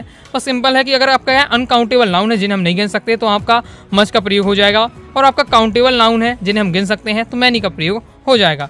चलिए मैं आपको होमवर्क दे रहा हूँ। 2 आपके लिए सेंटेंस यहाँ होमवर्क में दिए हैं, जिन्हें आपको क्या है कमेंट बॉक्स में इनके आंसर कमेंट करना है। टॉपिक सम एनी का प्रयोग सीखने वाले हैं। चलिए स्टार्ट कर लेते हैं। सम का प्रयोग कहाँ होता है, एनी का प्रयोग कहाँ होता है, सिंपल लैंग्वेज में मैं आपको समझाने वाला हूँ। ओके, वीडियो को देखने के बाद आप कंप्लीट जान जाएंगे सम एनी का प्रयोग कैसे किया जाता है। ओके, चलिए स्टार्ट कर लेते हैं। सबसे पहले दोस्तों हम जानते हैं सम का प्रयोग कहाँ पर करना है। तो देखिए सम का प्रयोग अब करते हैं तो आपको एक सेंटेंस दिया जाएगा। सेंटेंस के बीच में आपको क्या है कि भी किसी भी शब्द के आगे आपको सम या एनी लगाना पड़ता है। अपना मेथड क्या रहने वाला है, आपको क्या करना है, जिस भी सेंटेंस में सम या एनी का प्रयोग करना है उस सेंटेंस को देखना है। तो अगर इस अफर्मेटिव सेंटेंस है यानी सकारात्मक सेंटेंस है तो आपको उसमें क्या है सम का प्रयोग कर देना है। अफर्मेटिव सेंटेंस क्या कहलाता है, जिसमें नॉट ना हो या क्वेश्चन मार्क ना लगा हो। ओके, वो आपका सिंपल सेंटेंस या अफर्मेटिव सेंटेंस कहलाता है। तो अगर अफर्मेटिव सेंटेंस है तो आपको क्या है सम का प्रयोग कर देना है। एग्जाम्पल के लिए जैसे है आई हैव बुक्स, तो आई हैव बुक्स, तो यहाँ बुक्स के आगे क्या है फिल इन द ब्लैंक्स हमें करना है, सम या एनी का प्रयोग करना है। ओके, तो आई हैव बुक्स हमने देखा इसमें क्या है सिंपल सेंटेंस है, ना ही इसमें नॉट लगा हुआ है, ना ही आपका क्वेश्चन वाला है, इंट्रोगेटिव सेंटेंस है, इसलिए यहाँ आपका क्या है सम का प्रयोग हो जाता है। सी विल बाय पेन्स, ये भी आपका अफर्मेटिव सेंटेंस है तो सम का प्रयोग हो गया। वी सेंड देम मैसेज है तो इसमें भी आपका क्या है सम का प्रयोग हो जाएगा, क्योंकि ये भी क्या है अफर्मेटिव सेंटेंस है, सिंपल है। आगे नेक्स्ट हम एनी का प्रयोग कहाँ करते हैं, तो जो आपका नेगेटिव सेंटेंस होता है या इंट्रोगेटिव सेंटेंस होता है उसमें हम क्या है एनी का प्रयोग करते हैं। नेगेटिव सेंटेंस यानी नकारात्मक वाक्य, यानी जिसमें क्या है नॉट लगा होता है ऐसा सेंटेंस। ओके, इंट्रोगेटिव सेंटेंस में क्या है पहचान क्या है कि लास्ट में क्वेश्चन मार्क लगा रहेगा और हेल्पिंग वर्ब आगे रहती है, तो ये आपके इंट्रोगेटिव की पहचान होती है। तो अगर आप क्या है सेंटेंस को पहचान जाते हैं कि ये आपका नेगेटिव है या फिर इंट्रोगेटिव है तो आपको एनी का प्रयोग कर देना है। जैसे she will not give you any message, तो यहाँ हमने देखा कि यहाँ नॉट लगा हुआ है। ओके, नॉट लगा यानी आपका यह नेगेटिव सेंटेंस है, इसलिए आपका क्या है अब यहाँ एनी लग जाएगा। आगे नेक्स्ट है यू हैव नॉट संग सॉन्ग। अब सॉन्ग के आगे हमसे पूछा जा रहा है सम या एनी, तो आपको एनी का प्रयोग करना है। क्यों करना है, क्योंकि हमने देखा यू हैव नॉट संग, तो यहाँ नॉट लगा है यानी ये आपका नेगेटिव सेंटेंस है तो यह एनी प्रयोग हो जाएगा। He has not any pen, यह नॉट लगा हुआ नेगेटिव सेंटेंस इसलिए एनी का प्रयोग हो जाएगा। तो इस प्रकार से आप देखकर पहचान सकते हैं कहाँ आपको सम का प्रयोग करना है, कहाँ आपको एनी का प्रयोग करना है। ओके, तो सिंपल आपको क्या तैयार रखना है कि अगर आपका अफर्मेटिव सेंटेंस है तो आपको सम का प्रयोग कर देना है, नेगेटिव या इंट्रोगेटिव सेंटेंस है तो आपको एनी का प्रयोग कर देना है। इतना आपका रहने वाला है, लेकिन इससे कुछ अपवाद है तो आपको कैसे दो नोट आपको तैयार करके रखने हैं। पहला है कि यदि अफर्मेटिव सेंटेंस में हार्डली, स्कर्ली, नेवर शब्द आए तो हमेशा क्या है आपको एनी का प्रयोग करना है। अगर ये तीन शब्द आपको मिल जाते हैं अफर्मेटिव सेंटेंस में तो आपको सम का प्रयोग ना करके एनी का प्रयोग करना है। जैसे ही हार्डली बॉट कार, तो यहाँ हमने देखा ये क्या है ही हार्डली बॉट कार, तो ये आपका अफर्मेटिव सेंटेंस है तो हम तुरंत क्या सम का प्रयोग कर देंगे, लेकिन यहाँ आपका हार्डली शब्द आ गया है इसलिए एनी का प्रयोग कर देना है। यदि ये तीन शब्द आ रहे हैं तो आपको क्या है एनी का प्रयोग कर देना है। ओके, इस प्रकार से आपका दिया हुआ है। नेक्स्ट आपको सेकंड पॉइंट याद करके रखना है कि यदि इंट्रोगेटिव सेंटेंस में निवेदन या रिक्वेस्ट का बोध होता है तो हम क्या है सम का प्रयोग करते हैं। यानी जो आप हमें अभी तक क्या पढ़ा कि जो आपका इंट्रोगेटिव सेंटेंस होता है इसमें हम क्या है एनी का प्रयोग करते हैं, लेकिन यदि इंट्रोगेटिव सेंटेंस में हमें क्या है ऐसा प्रतीत हो रहा है कि इसमें क्या निवेदन किया जा रहा है, रिक्वेस्ट किया जा रहा है, तब हमें क्या है सम का प्रयोग कर देना है। ओके, और इसकी इस प्रकार से भी आप पहचान याद करके रख सकते हैं कि आगे बिल या वुड लगाकर क्वेश्चन बनेगा, would you like to take sugar in tea. तो यहाँ हमने देखा कि आपका क्या है इंट्रोगेटिव सेंटेंस है तो आपको देखते ही तुरंत एनी का प्रयोग नहीं कर देना है। यहाँ हमने देखा would you like to take sugar, तो इसमें निवेदन किया जा रहा है तो इसमें इसलिए हमें सम का प्रयोग हो जाएगा। Will you give me money, इसमें भी दोस्तों आपका क्या है निवेदन किया जा रहा है। ओके, रिक्वेस्ट की जा रही है इसलिए आपका सम का प्रयोग हो जाएगा। तो ये आपका रहने वाला है, अच्छे से इसे आपको तैयार कर लेना है। और अक्सर दोस्तों क्या है निवेदन वाला जो इंट्रोगेटिव सेंटेंस बनता है उसमें बिल या वुड लगा रहता है, तो बिल या वुड लगकर आपका इंट्रोगेटिव बन रहा है तो सम का आपको प्रयोग करना है, ये बात आपको याद रखनी है। तो इस प्रकार से हमारा सम एनी का प्रयोग हो जाता है। तो सिंपल है दोस्तों सम एनी का प्रयोग। अगर आपका अफर्मेटिव सेंटेंस है तो आपको क्या है सम का प्रयोग कर देना है, इंट्रोगेटिव या नेगेटिव सेंटेंस है तो एनी का प्रयोग कर देना है। लेकिन यदि इंट्रोगेटिव सेंटेंस में आपका रिक्वेस्ट का में प्रतीत हो रहा है, ओके, बिल या वुड लगकर क्वेश्चन आपको बन रहा है, तब आपको यहाँ इस कंडीशन में सम का प्रयोग कर देना है। ये तीन शब्द आपके हार्डली, स्कर्ली, नेवर, ये तीन शब्द अगर आपको मिलते हैं अफर्मेटिव सेंटेंस में तो आपको एनी का प्रयोग कर देना है। तो आई होप दोस्तों आप समझ गए होंगे। अब दोस्तों मैं आपको होमवर्क दे रहा हूँ, यहाँ मैंने 4 आपको सेंटेंस दे रहा हूँ, इन चारों सेंटेंस में दोस्तों आपको क्या है सम एनी का प्रयोग करना है। होमवर्क है तो इसका आंसर दोस्तों आपको है कमेंट बॉक्स में कमेंट करना है। टॉपिक आर्टिकल पढ़ने वाले हैं। ओके, आर्टिकल क्या होते हैं, कौन कौन से होते हैं ये तो आप जानते ही होंगे, उनका उपयोग भी मैं आपको क्या है 2 से 3 मिनट में आपको समझा दूंगा। आर्टिकल में दोस्तों आपके 3 होते हैं, ए एंड द होते हैं। इसमें भी आर्टिकल क्या आपके 2 प्रकार के होते हैं, एक डेफिनेट आर्टिकल होता है, एक आपका इंडेफिनेट आर्टिकल होता है। डेफिनेट आर्टिकल में आपका द आता है, इंडेफिनेट आर्टिकल में एन आता है। पेपर में नहीं आज पूछा जाता है, नॉर्मल नॉलेज के लिए आपको रखना है। अब क्रम से हम प्रयोग देखेंगे। सबसे पहले हम एन का प्रयोग देखेंगे। एन का प्रयोग, ए का प्रयोग बताऊंगा, फिर द का प्रयोग बताऊंगा। ओके, चलिए देख लेते हैं। तो आपका एन का प्रयोग देख लेते हैं। रूल्स आपका है, यदि किसी शब्द का उच्चारण स्वर से होता है, स्वर में कौन आता है, आ और आ के प्रयोग, ए और एन के प्रयोग करते समय आपको जब उच्चारण पर ध्यान देना पड़ता है, तो आपको हिंदी उच्चारण पर ध्यान देना है, ना कि इंग्लिश के उच्चारण पर। ओके, तो एन के जब प्रयोग करते हैं तो स्वर होना चाहिए। स्वर में हिंदी का स्वर आ से लेकर आ तक, छोटा आ, बड़ा, छोटी, छोटा ऊ, ओके, बढ़ाऊ, इस प्रकार के जो हिंदी उच्चारण होता है आपके स्वर में, उनको आपको ध्यान देना है। इंग्लिश के स्वर नहीं, ए ई आई ओ यू, इंग्लिश के स्वर को आपको ध्यान नहीं देना। ओके, अगर हमारे उच्चारण करते समय क्या है, आ से लेकर आ तक हिंदी वाले स्वर आ रहे हैं, तो शब्द के पहले में क्या है, एन लगा देना है। जैसे चलिए एग्जांपल देख लेते हैं। जैसे ऑरेंज लिखकर आता है, ओके, ऑरेंज आया लिख कर हमारे पास, हम पढ़ेंगे ऑरेंज, ऑरेंज पढ़ते हैं ऑरेंज। ओके, तो ऑरेंज को कैसे लिखेंगे, ऐसे इस प्रकार से लिखेंगे ऑरेंज। ओके, तो सबसे पहले आ रहा, तो जो आ हमारा क्या है, हिंदी स्वर देखा हमने आ रहा है, इसलिए इसमें एन लग जाएगा। एप्पल पढ़ेंगे, एप्पल, इस प्रकार से एप्पल लिखेंगे, एडी का आ रहा है, एडी का क्या है, हमारा एक स्वर है हिंदी का, इसलिए एन आ जाएगा। ओके, फिर एम पढ़ेंगे ऑनेस्ट। अब हॉनेस्ट लिखा रहता है, लेकिन ऑनेस्ट पढ़ा जाता है। ऑनेस्ट पढ़ेंगे तो आ आता है। ओके, तो एन आपका लग जाएगा। एस डी ओ, तो एस डी ओ इस प्रकार से लिखेंगे तो एस आ रहा, ओके, एडी का आ रहा, तो एन आपका लग जाएगा।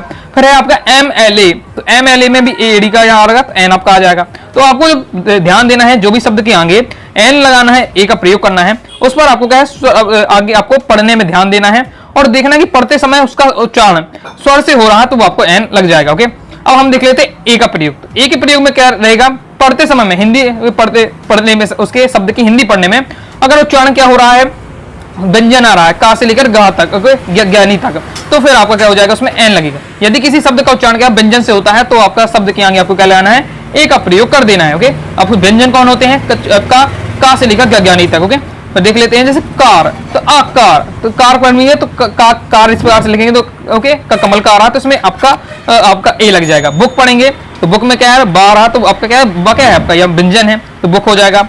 ई आपका क्या है, इसे पढ़ेंगे यू पढ़ेंगे, यू इस प्रकार से लिखेंगे, यू मतलब भीड़ होता है, तो ये हो जाएगा।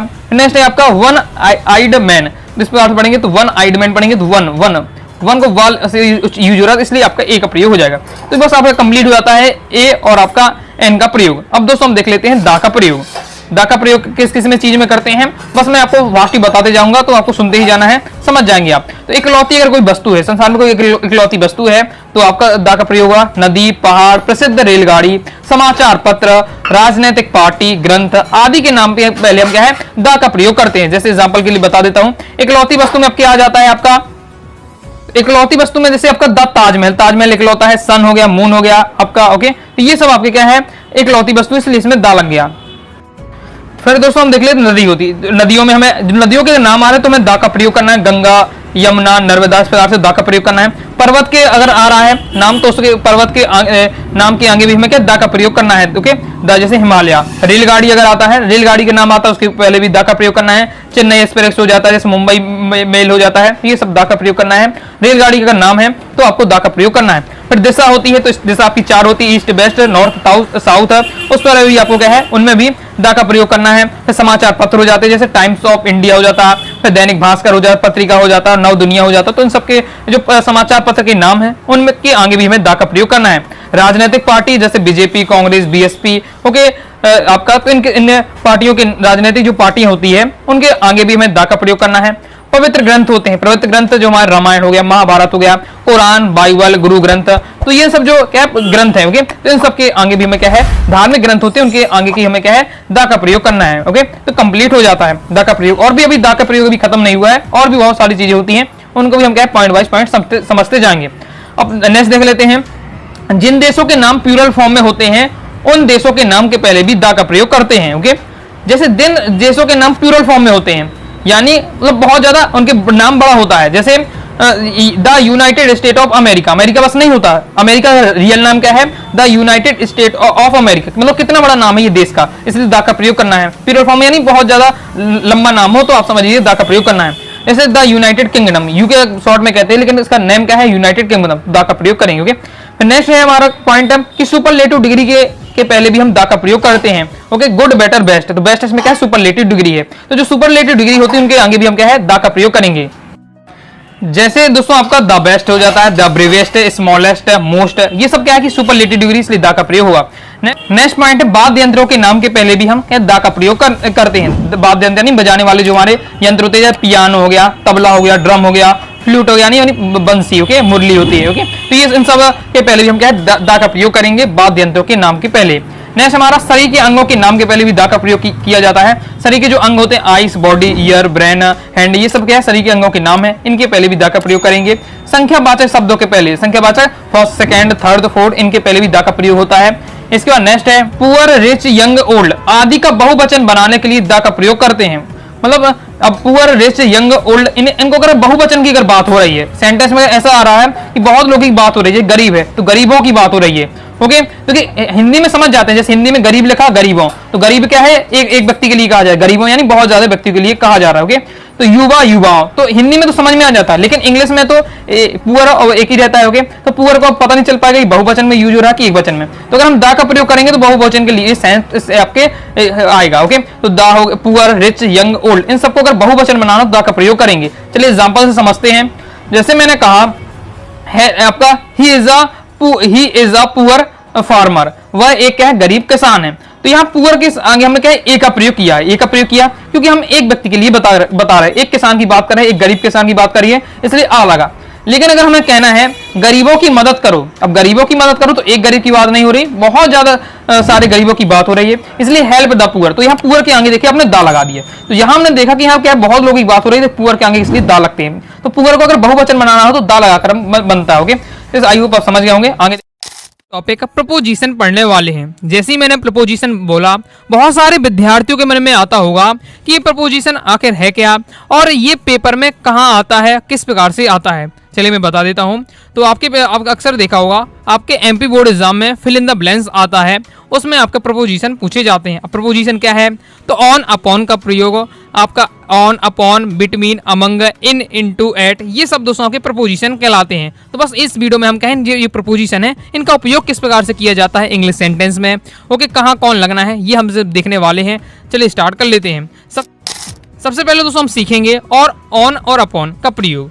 तो देखिए ऑन और अपॉन दोनों का अर्थ होता है दोस्तों पर या के ऊपर के अर्थ में, ओके। तो लेकिन ऑन का प्रयोग होता है स्थिरता के लिए। जैसे जो किताब है वो किताब क्या है टेबल के ऊपर रखी हुई है, वह ओके वह छत के ऊपर खड़ा हुआ है। तो इस प्रकार के ऊपर के अर्थ में आता है, तब हमें ऑन अपॉन का प्रयोग करना है। लेकिन अर्थ तो कि ऑन का भी स्थिर पर या ऊपर के अर्थ में है, अपॉन का मतलब भी पर या के ऊपर अर्थ होता है। तो जब ऑन का यूज तब होता है जब स्थिरता की बात हो, अपॉन का यूज तब होता है जब गतिशीलता की बात हो। अब थोड़ा आपको समझने में दिक्कत हो रही है, तो चलिए हम एग्जांपल से समझ लेते हैं। The book is dead dash the table, fill in the blanks इस प्रकार से आता है। कोष्टक में दोस्तों आपसे रहेगा इन, ऑन, अपॉन, इनमें से आपको सेलेक्ट करना है, ओके। तो जैसे हमने देखा the book is the table, मतलब जो किताब है वो टेबल के ऊपर रखी हुई है, ओके। जो बुक है वो टेबल के ऊपर रखी है, तो ऊपर का अर्थ आया। पहले तो आपको थोड़ा सा हिंदी ट्रांसलेट करना है, ओके, थोड़ा बहुत भी हिंदी ट्रांसलेट आपको बनना चाहिए, ओके। तो ऊपर का अर्थ आ रहा है, ऊपर में हम समझ गए कि अब किसका प्रयोग होगा, ऑन का प्रयोग होगा, अपॉन का प्रयोग होगा, क्योंकि दोनों का अर्थ एक ही होता है। लेकिन अब किसका प्रयोग करें, ऑन का कि अपॉन का। तो यहाँ एक शब्द आता है स्थिरता। ऑन का प्रयोग तब करना है जब जो वस्तु रखी है, जो भी रखी वस्तु है वो अगर स्थिर अवस्था में है तो आपको क्या है ऑन का प्रयोग करना है। तो देखिए जब जो बुक होती है वो टेबल के ऊपर रखी है, तो ऐसा तो है नहीं कि बुक क्या है चलेगी टेबल के ऊपर, बुक क्या है स्थिर ही रहेगी, इसलिए क्या है ऑन का प्रयोग होगा। नेक्स्ट देख लेते हैं, सी इज ऑन द रूफ, वह क्या है रूफ यानी छत के ऊपर है, तो ऊपर के अर्थ में भी आपका यहाँ क्या है ऑन का प्रयोग आ जाएगा। आगे देख लेते हैं। नेक्स्ट हमारा दोस्तों अपॉन का प्रयोग है। तो अपॉन का भी मैंने आपको बता चुका हूँ, अपॉन का अर्थ भी होता है पर या के ऊपर, लेकिन गतिशीलता के लिए करते हैं। अगर हमें सेंटेंस में समझ में आ रहा है जो भी वस्तु की बात हो रही है वो गतिशील है, तो हम क्या अपॉन लगा देंगे। चलिए देख लेते हैं एग्जाम्पल के लिए। जैसे the lion jumped upon the deer, okay, तो ये आपका हो जाता। तो आपका the lion jumped the deer इस प्रकार से आएगा, और कोष्टक में लिखा रहेगा इन, ऑन, अपॉन का प्रयोग करें, ओके, इस प्रकार से रहता है। तो the lion jumped the deer, मतलब जो क्या है जो शेर है, शेर ने क्या है हिरण के ऊपर क्या है जंप लगाया, ओके, छलांग लगाई। तो जैसे ऊपर के अर्थ इसमें भी आ रहा है, हिंदी में आपको बोल रहा हूँ कि शेर ने हिरण के ऊपर क्या है जंप लगाया, ओके, या क्या किया छलांग लगाई। तो ऊपर तो अर्थ आ रहा है, तो ऊपर का जैसे ही अर्थ आया तो ऑन अपॉन का प्रयोग होना है। लेकिन जब क्या है शेर छलांग लगाएगा किसी ऊपर, हिरण के ऊपर, तो क्या है वो शेर क्या है गति होगा, इस प्रकार से यूं गति होगी उसकी, तो गतिशीलता का जब सेंस आ रहा तो आपको क्या है आपको अपॉन का प्रयोग करना है। लेकिन इस वाले सेंटेंस में क्या है, जो क्या है बुक है वो टेबल के ऊपर रखी हुई थी, तो इसमें भी ऊपर का अर्थ आ रहा है। लेकिन क्या है जो बुक है वो स्थिर होगी, इसलिए क्या है अपॉन का प्रयोग होता है। तो अपॉन का प्रयोग आई होप आप समझ गए होंगे। अगर क्या है पर या के ऊपर का अर्थ आ रहा है लेकिन स्थिरता है वस्तु तो ऑन आएगा, लेकिन वस्तु गतिशील है तो अपॉन आएगा। जैसे नेक्स्ट है the cat jumped upon the rat, rat यानी चूहा, जो क्या है बिल्ली ने क्या है चूहा के ऊपर क्या है छलांग लगाई। ओके, तो इसमें भी आपका क्या अपॉन आ जाएगा, क्योंकि इसमें भी जो क्या है आपकी बिल्ली है वो क्या है इस प्रकार से ऊपर तो जाएगी चूहे की, लेकिन क्या है गति करते हुए जाएगी, इसलिए आपका अपॉन आ जाएगा। आई होप आप समझ गए होंगे। अब नेक्स्ट दोस्तों हम पढ़ेंगे इन इनटू का प्रयोग। चलिए इसे देख लेते हैं। तो देखिए इनका मतलब भी होता है दोस्तों, इनका मतलब होता है हिंदी मतलब में या के अंदर, में या के अंदर होता है, और इनटू का मतलब भी में या के अंदर होता है। ओके, तो इसमें भी सेम जो कंसेप्ट ऑन अपॉन में मैंने समझाया वही इन इनटू में रहने वाला है। अगर इनका प्रयोग तब होते हैं कि जब हम इसका हिंदी ट्रांसलेट करें में या के ऊपर अर्थ के अंदर अर्थ आ रहा है, लेकिन स्थिरता है वस्तु, स्थिर वस्तु है, तो इनका प्रयोग करेंगे। इनटू का प्रयोग कब करते हैं, जब क्या है में या के अंदर का सेंस आ रहा है, लेकिन क्या अगर वस्तु गतिशील है तो आपका क्या है इनटू का प्रयोग करते हैं। एग्जाम्पल से हम समझ लेते हैं, जैसे the pen is dash the compass box. Okay, इस प्रकार से आपका आएगा और आपको फिल इन द ब्लैंक्स में कोष्टक में लिखे रहेगा इन ऑन अपॉन इनटू, इसका प्रयोग करें। ओके, तो यहाँ दोस्तों हमने देखा कि जो पेन है वो कंपॉक्स बॉक्स के अंदर है, के अंदर के सेंस में आ रहा है, इसलिए हम क्या है इन इनटू का प्रयोग करना है। अब तो ये तो समझ गया कि के अंदर का सेंस आ रहा, तो इनका प्रयोग होगा या इनटू का प्रयोग होगा। लेकिन जो पेन है वो कंपॉक्स बॉक्स में अंदर रहेगा, स्थिर रहेगा, इसलिए इनका प्रयोग हो रहा है। Next she is in office. Okay, she is in office, वह क्या है ऑफिस के अंदर है या ऑफिस में है, ये अर्थ आ रहा, तो में या के अंदर का सेंस आ रहा है, इसलिए इनका प्रयोग हो जाएगा। अब जैसे हमें पता नहीं गतिशील है स्थिर है तो हम स्थिर मान के चलेंगे, इसलिए आपका इनका प्रयोग हो जाएगा। आगे देख लेते हैं। अब इनटू का प्रयोग क्या है, इनटू का प्रयोग अर्थ क्या होता है, में या के अंदर होता है, लेकिन जो वस्तु अगर हमें समझ में आती है गतिशील है तो हम इनटू का प्रयोग करते हैं। जैसे सी जम्प्ड इनटू द वेल, तो उसने क्या है कुएं में छलांग लगाई। ओके, कुएं में छलांग लगाई या कुएं के अंदर छलांग लगाई, तो देखिए में या के अंदर का सेंस आ रहा है, लेकिन इसमें क्या है जब वो कुएं के अंदर छलांग लगाएगा तो क्या गतिशील होगा। ओके, गतिशील होगा, इसलिए आपका इनटू का सेंस आ रहा है। जब हमें सेंटेंस में पता चले कि में या के अंदर का अर्थ आ रहा है, लेकिन गतिशील है तो इनटू, और अगर स्थिर है तो इनका प्रयोग कर देंगे। I am swimming into the river, ये बहुत ज्यादा पॉपुलर और प्रीवियस पेपर में कई बार क्वेश्चन आ चुका है। तो ओके, तो I am swimming into the river आएगा। ओके, क्योंकि जब हम क्या है स्विमिंग क्या है, जब हम क्या है रिवर में नदी में क्या है स्विमिंग करेंगे तो हम क्या है नदी के अंदर क्या स्विमिंग करते हैं, तो के अंदर का सेंस में आ रहा है, लेकिन इनटू का इसलिए आ रहा है क्योंकि हम अब स्विमिंग करेंगे तो स्थिर तो रहेंगे कि हम क्या है हाथ पांव चलाएंगे, गतिशील रहेंगे, इसलिए इनटू आ रहा है। ये बहुत ज्यादा पॉपुलर भी है, आई होप आप समझ गए होंगे। आगे आप देख लेते हैं। अब दोस्तों हम देखेंगे बिटवीन और एमंग का प्रयोग। चलिए बिटवीन एमंग का प्रयोग देख लेते हैं। दोस्तों अगर जो मैं आपको समझा रहा हूँ आपको समझ में आ रहा है कि नहीं आ रहा, कमेंट बॉक्स में दोस्तों जरूर बताइएगा। ओके, और कहीं भी आपको डाउट रहता है किसी प्रकार का, कमेंट बॉक्स में जरूर आप पूछ लीजिएगा। बिटवीन एमंग का प्रयोग देख लेते हैं। देखिए तो बिटवीन और एमंग का दोनों का जो अर्थ होता है के बीच में या के मध्य में होता है, बीच में या मध्य के में, दोनों का एक ही अर्थ होता है बिटवीन और अमंग, इसलिए इनका जोड़े में लिखा गया है क्योंकि दोनों का अर्थ एक ही होता है। तो कब बिटवीन का करना है, कब एमंग का प्रयोग करना है, चलिए इसे देख लेते हैं।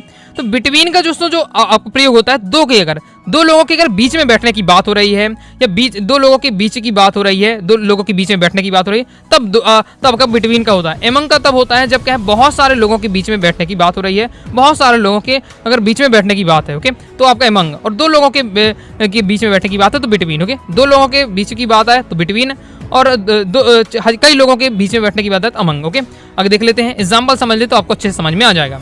ओके, और अच्छे से भी समझते जाइएगा, मैं आपको होमवर्क भी दूंगा, फिर आपको होमवर्क भी करना है। ओके, जिससे आपको पता चल जाएगा आपसे बनता है कि नहीं बन पाया। ओके, तो चलिए पहले समझते जाइएगा ध्यान से। देखो Aman is dash Mohan and Kunal, कोष्टक में आपका आता है फिल इन द ब्लैंक्स में अमंग, बिटवीन, इन, इनटू, इस प्रकार से। ओके, तो अमन इज मोहन एंड कुणाल, मतलब अमन है यानी अमन बैठा हुआ है मोहन एंड कुणाल के, मोहन और कुणाल के बीच में है कौन, अमन। तो अब दो लोगों की बात है, मोहन और कुणाल के बीच में कौन बैठा हुआ, अमन। तो मोहन और कुणाल यहाँ दो लोगों के बीच में बैठने की बात है, इसलिए क्या है आपका बिटवीन आ रहा है। नेक्स्ट है the book is the table and chair, जो बुक है वो क्या है टेबल और चेयर के बीच में। ओके, तो यहाँ आपका क्या है टेबल और चेयर के बीच में बात हो रही है, यानी दो लोगों के बीच की बात हो रही है, तो भी आपका यहाँ क्या है बिटवीन आ जाएगा। टेबल और चेयर के बीच में क्या है बुक है, तो दो लोगों के बीच में बात हो रही है तो इसलिए बिटवीन हो जाएगा। आई होप आप समझ गए होंगे। एमंग का देख लेते हैं। ओके, अमंग का भी वही अर्थ होता है के बीच में या के मध्य में, लेकिन इसमें क्या है दो से अधिक लोगों के बीच में बैठने की बात होती है। ओके, जैसे Anurag is done race all the student, Anurag जो बैठा हुआ है ऑल स्टूडेंट के बीच में, अब यहाँ क्या है सभी विद्यार्थियों के बीच में बैठने की बात हो रही है, इसलिए यहाँ आपका अमंग का प्रयोग हो जाएगा। Okay, you were dress forest. Okay, तो यहाँ आपका क्या जंगल के पूरे जंगल की बात हो रही है, तो जंगल में बीच में रहने की बात हो रही है, तो इसलिए आपका अमंग आ जाएगा। आई होप आप समझ। हम देखेंगे इनका प्रयोग। ओके, अब यहाँ आपके इनके और भी जो बहुत जगह प्रयोग होता है उनमें हम देखेंगे। अभी वो संदर्भ लिए गए थे, इस इन इंटू का प्रयोग लिया तो वो एक ही अर्थ होता है, इसलिए एक बार इसका एक प्रयोग है। अभी इनका और भी जगह प्रयोग होता है, अब उनको हम क्या है पॉइंट वाइज पॉइंट समझेंगे। ओके, तो पॉइंट वाइज पॉइंट आपको क्या है दिमाग में रखना है। तो पहला अपना पॉइंट है कि माह के नाम के पहले इनका प्रयोग करते हैं। अगर आपको क्या है किसी भी सेंटेंस में अगर इनका प्रयोग करना है और उसको वो क्या है माह के नाम आ रहा है तो आपको इनका प्रयोग कर देना है। जैसे इन जनवरी, इन फरवरी, इन मार्च, इस प्रकार से माह के नाम के पहले हम क्या है इनका प्रयोग करेंगे। वर्षों के नाम के पहले भी इनका प्रयोग करेंगे, जैसे 2022, 2024, ओके 2025। जैसे अगर सन लिखा रहा है तो इसके पहले भी हम इनका प्रयोग करेंगे। जैसे एग्जाम्पल के लिए मैं आपको बताता हूँ, इस प्रकार से क्वेश्चन आएगा आपका, Gandhi was born the dress 8069। आपको पूछा जाएगा इन, एट, ऑन, इसका प्रयोग करें फिल इन द ब्लैंक्स में, इस प्रकार से रहेगा। तो ये आपका ये क्या है एक वर्ष का नाम है। ओके, एक आपका वर्ष का नाम है, इसलिए आपका यहाँ इनका प्रयोग हो जाएगा, ईयर का नेम है।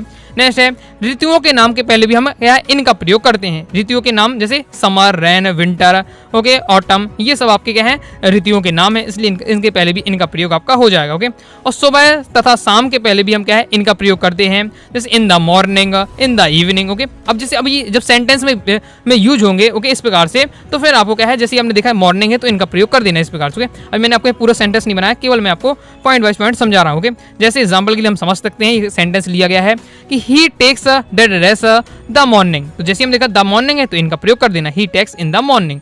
आगे देख लेते हैं। नेक्स्ट है बड़े स्थान के नाम के पहले भी इनका प्रयोग करते हैं। बड़े स्थान के पहले जो क्या है बहुत ज़्यादा पॉपुलर हो, बड़े स्थान हो, जैसे मुंबई क्या है एक पॉपुलर हो, बड़ा स्थान है। ओके, इंदौर हो गया तो ये बड़े स्थान है, तो इसलिए इनका प्रयोग आपका यहाँ हो जाएगा, इन भोपाल हो जाएगा। ओके, आई होप आप समझ गए होंगे। आगे देख लेते हैं।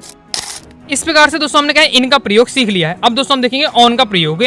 ऑन का प्रयोग जैसे अभी जो ऊपर के अर्थ में मैंने बताया वो तो आपका ऑन का प्रयोग होना ही है, लेकिन उसके अलावा भी होता है तो उनकी हम पॉइंट में अब ले रहे हैं। ओके, तो दिनों के नाम के पहले आपको क्या ऑन का प्रयोग करना है, जैसे संडे, मंडे, ट्यूसडे, तो ये आपके क्या दिन के नाम है, तो इनके पहले आपको ऑन का प्रयोग करना है। नेक्स्ट है दोस्तों आपका डेट के पहले भी आपको क्या है ऑन का प्रयोग करना है। डेट में जैसे आपका 10 जुलाई 2024। ओके, इस प्रकार से अगर आपका डेट वगैरह लिख के आ रही है तो आपको क्या है ऑन का प्रयोग कर देना है। ओके, इस प्रकार से आगे देख लेते हैं। नेक्स्ट हमारा ऐड का प्रयोग। ऐड का प्रयोग देख लेते हैं। तो ऐड का प्रयोग आपका होता है घड़ी से संबंधित समय के लिए ऐड का प्रयोग किया जाता है। समय बताने के लिए अक्सर ऐड का प्रयोग किया जाता है। जैसे 5 o'clock सेंटेंस में इस प्रकार से आता है 5 o'clock के पूछे अगर पहले पूछे जाए किसका प्रयोग हुआ तो ऐड का प्रयोग हो जाएगा। Okay, at 7 o'clock, at 9 AM। Okay, इस प्रकार से आप देख लेते हैं क्वेश्चन किस प्रकार से बनेगा आपका फिल इन द ब्लैंक्स में। I awake the dress 4 o'clock in, on, at, इस प्रकार से। तो अब यहाँ 4 o'clock क्या है घड़ी संबंधित समय है, इसलिए आपका ऐड का प्रयोग हो जाएगा। आगे देख लेते हैं।